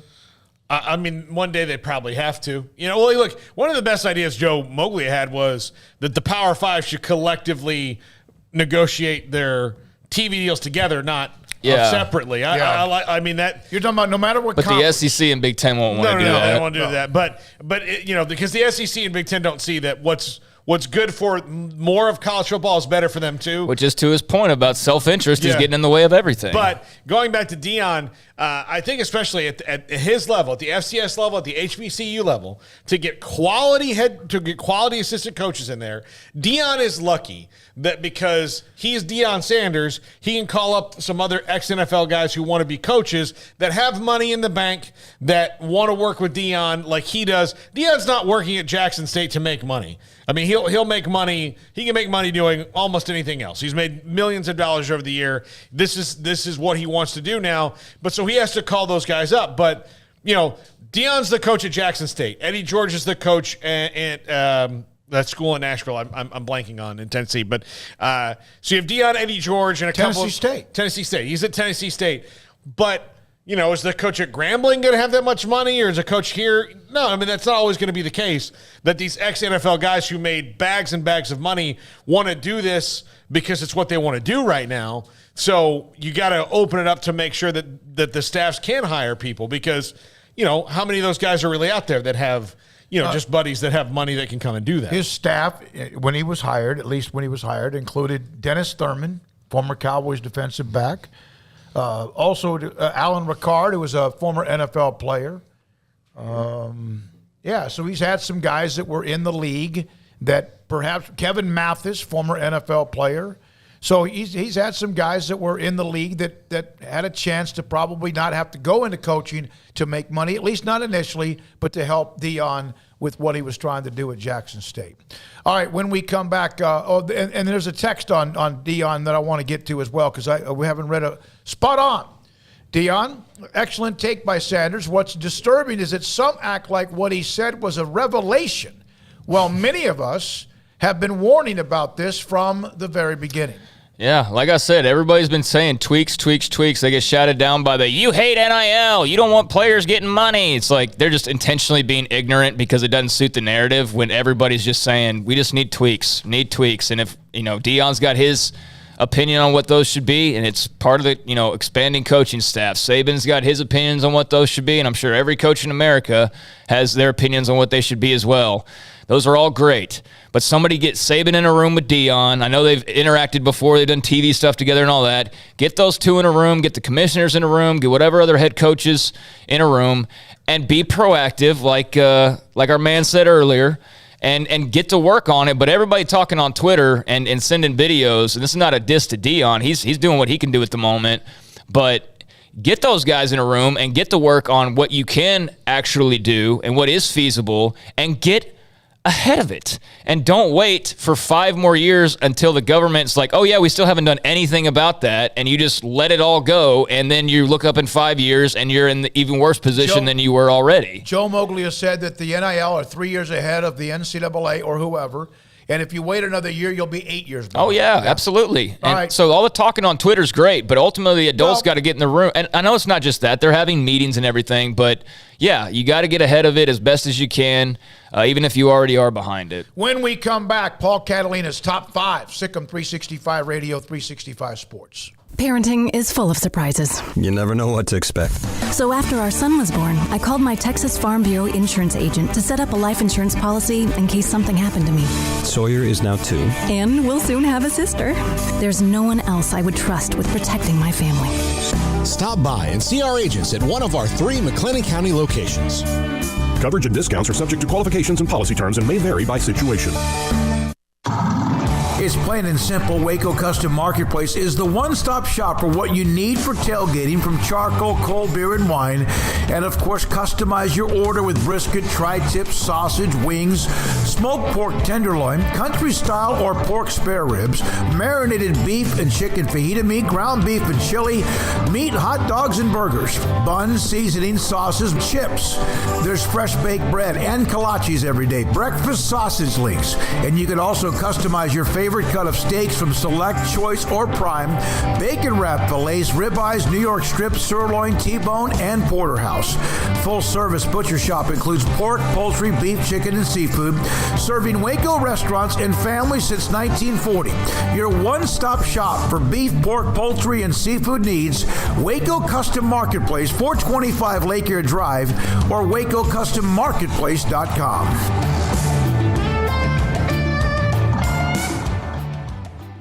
From the first workout to the last practice, sports is an incredible challenge. Hi, this is Dan Ingham with the First National Bank of Central Texas, and we're proud to support each athlete, every parent, and our educators. From families, small businesses, to the biggest industry, we're here to help. With remarkable products like First Free Checking, we've got banking ideas that fuel big dreams. The First National Bank of Central Texas. Familiar faces making local decisions. Member FDIC, Equal Housing Lender. One size fits all. That may be all right for an adjustable belt or cheap sunglasses, but when it comes to your financial needs, no one wants a one-size-fits-all strategy. Ben Erlinson, your Edward Jones financial advisor, knows that his most important goals are yours. That's why he takes the time to understand your needs, knowing you. That's how Edward Jones makes sense of investing. Ben Erlinson, 100 North 6th Street in Waco, 254-759-8533. Edward Jones, member SIPC. Shorty's Pizza Shack at 12th and Bagby is a homegrown, family-owned and operated must-visit pizza place in Waco. Fantastic pizza by the slice or get the whole pie to share. Great happy hour specials every single day, and it's not just pizza. Great wings. You have to try the Sikkim sauce, chili cheese fries, pizza pillows, and more. Dine in for a great hangout or carry-out. Order online at shortyspizzashack.com or do yourself a favor and bring your crew to the restaurant at 12th and Bagby. Shorty's Pizza Shack. Tell them Paul sent you by.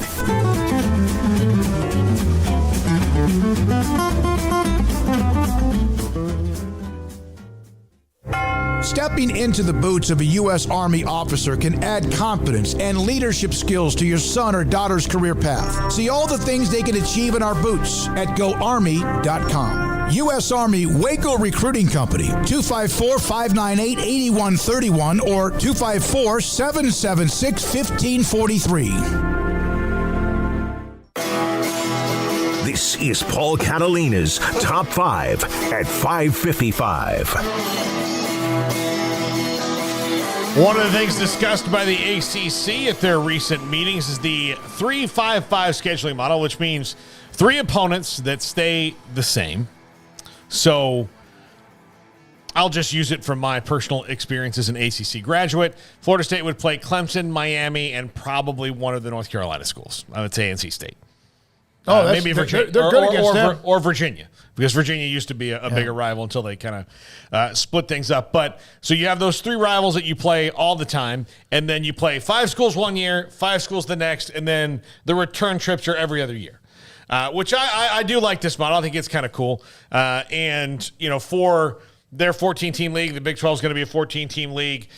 This deals with no divisions and can keep you going. So number 5, it can create some parity in that, the schedule is not going to be, you're not going to have that same run of years where Clemson or Florida State or whoever can just be on top, because the schedule is going to change up a little bit. You might get some of those down years, and you can have maybe not 10-year runs of a team winning the conference. Yeah, I mean, certainly you get the right draw, then you could be a team that's just pretty average but end up in a conference title situation because you have an easier schedule. So, yeah, I mean, that could definitely create some parity. What the NFL does, Yeah. Number 4, fans get to go to more places on the road. I mean, if you're Miami and you really always wanted to go see a game at Boston College, it might be every 6 years, and by the time that you really got around to it, it may not be that. So now, at least when you're in school or kind of excited about taking a trip to Chestnut Hill, Massachusetts, maybe you get to go do those things. I mean, and this is for anybody else, but in the ACC particularly, this is why I'm giving those examples.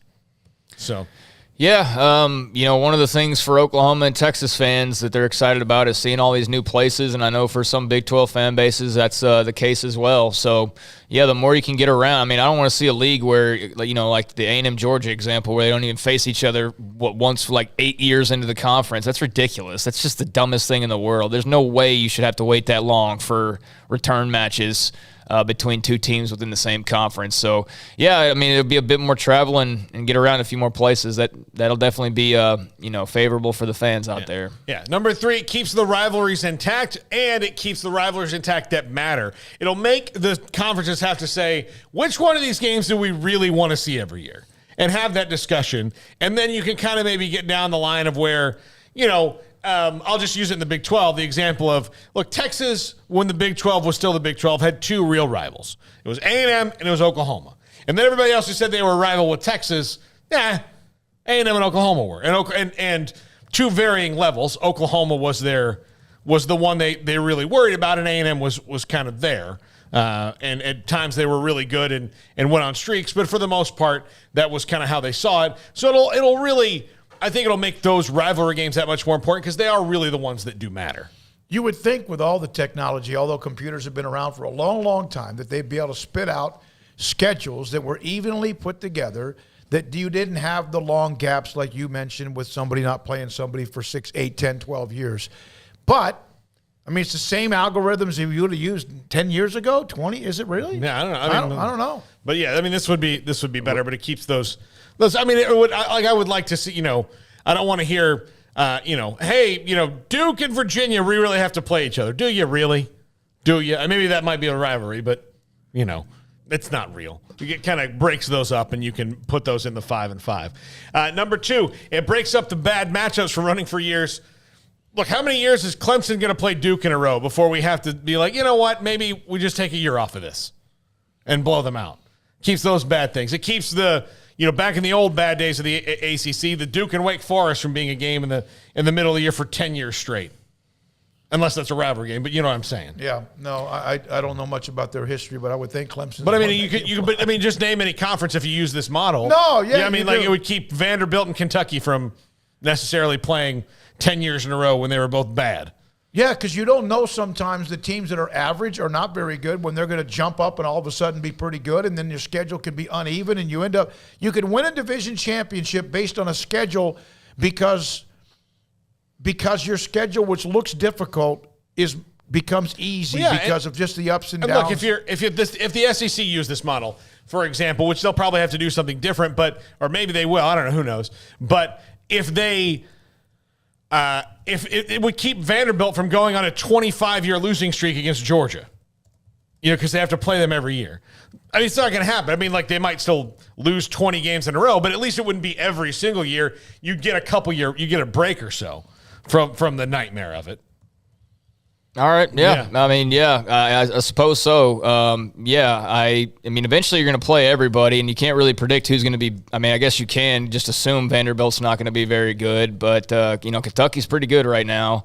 Certainly better than they have been in quite some time. But, yeah, I mean, sure. Yeah, it breaks up bad matchups. Yeah, just long stretches. You're still going to get them, but it wouldn't be long 10-year stretches of this same stupid game every year that you kind of know how it's going to go. And number 1, never waiting long for those opponents, Craig, like you said before. You're not going to have that 8-year wait to see, whoever it is you really want to see inside your conference. And especially if you're fans of a school who's always wanted to play the big dog. If you are Duke and you really want to play Miami, which you don't get to do, well, then you get to see them. It's to me, it's all better. I like this model. I think that's the one the ACC is probably going to go to, and we'll see how it works out. And it might be the one they have that the Big 12 has to go to when they have 14 teams as well, at least for the couple years that they'll have them.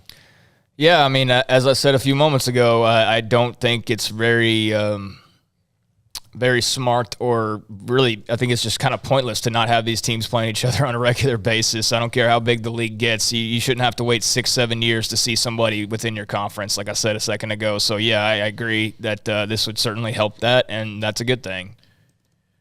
How many I know we got to go. Think about this over there. How many schools in college football have more than 2 what you would call hardcore rivals? Not many. Not long-term rivals like you've been in the conference forever and ever, but like really two arch rivals that you hate losing to. You hate losing every game, but two that you would never want to lose to. Something to think about. We'll bring that back. If you're on the chat room, we'll hear from you again tomorrow as well. Also, see you again tomorrow as well. Evan Miyakawa, Dr. Miyakawa is in town. He's going to be on set with us, or he'll be over here in the studio with us on many things that's going on with him, including graduation with his doctorate degree. Sikkim 365 Radio, Craig Smoak, Paul Catalina, Emery Winter, Jack McKenzie, and I'm David Smoak. Good night. Have a great night. We'll see you tomorrow at 3.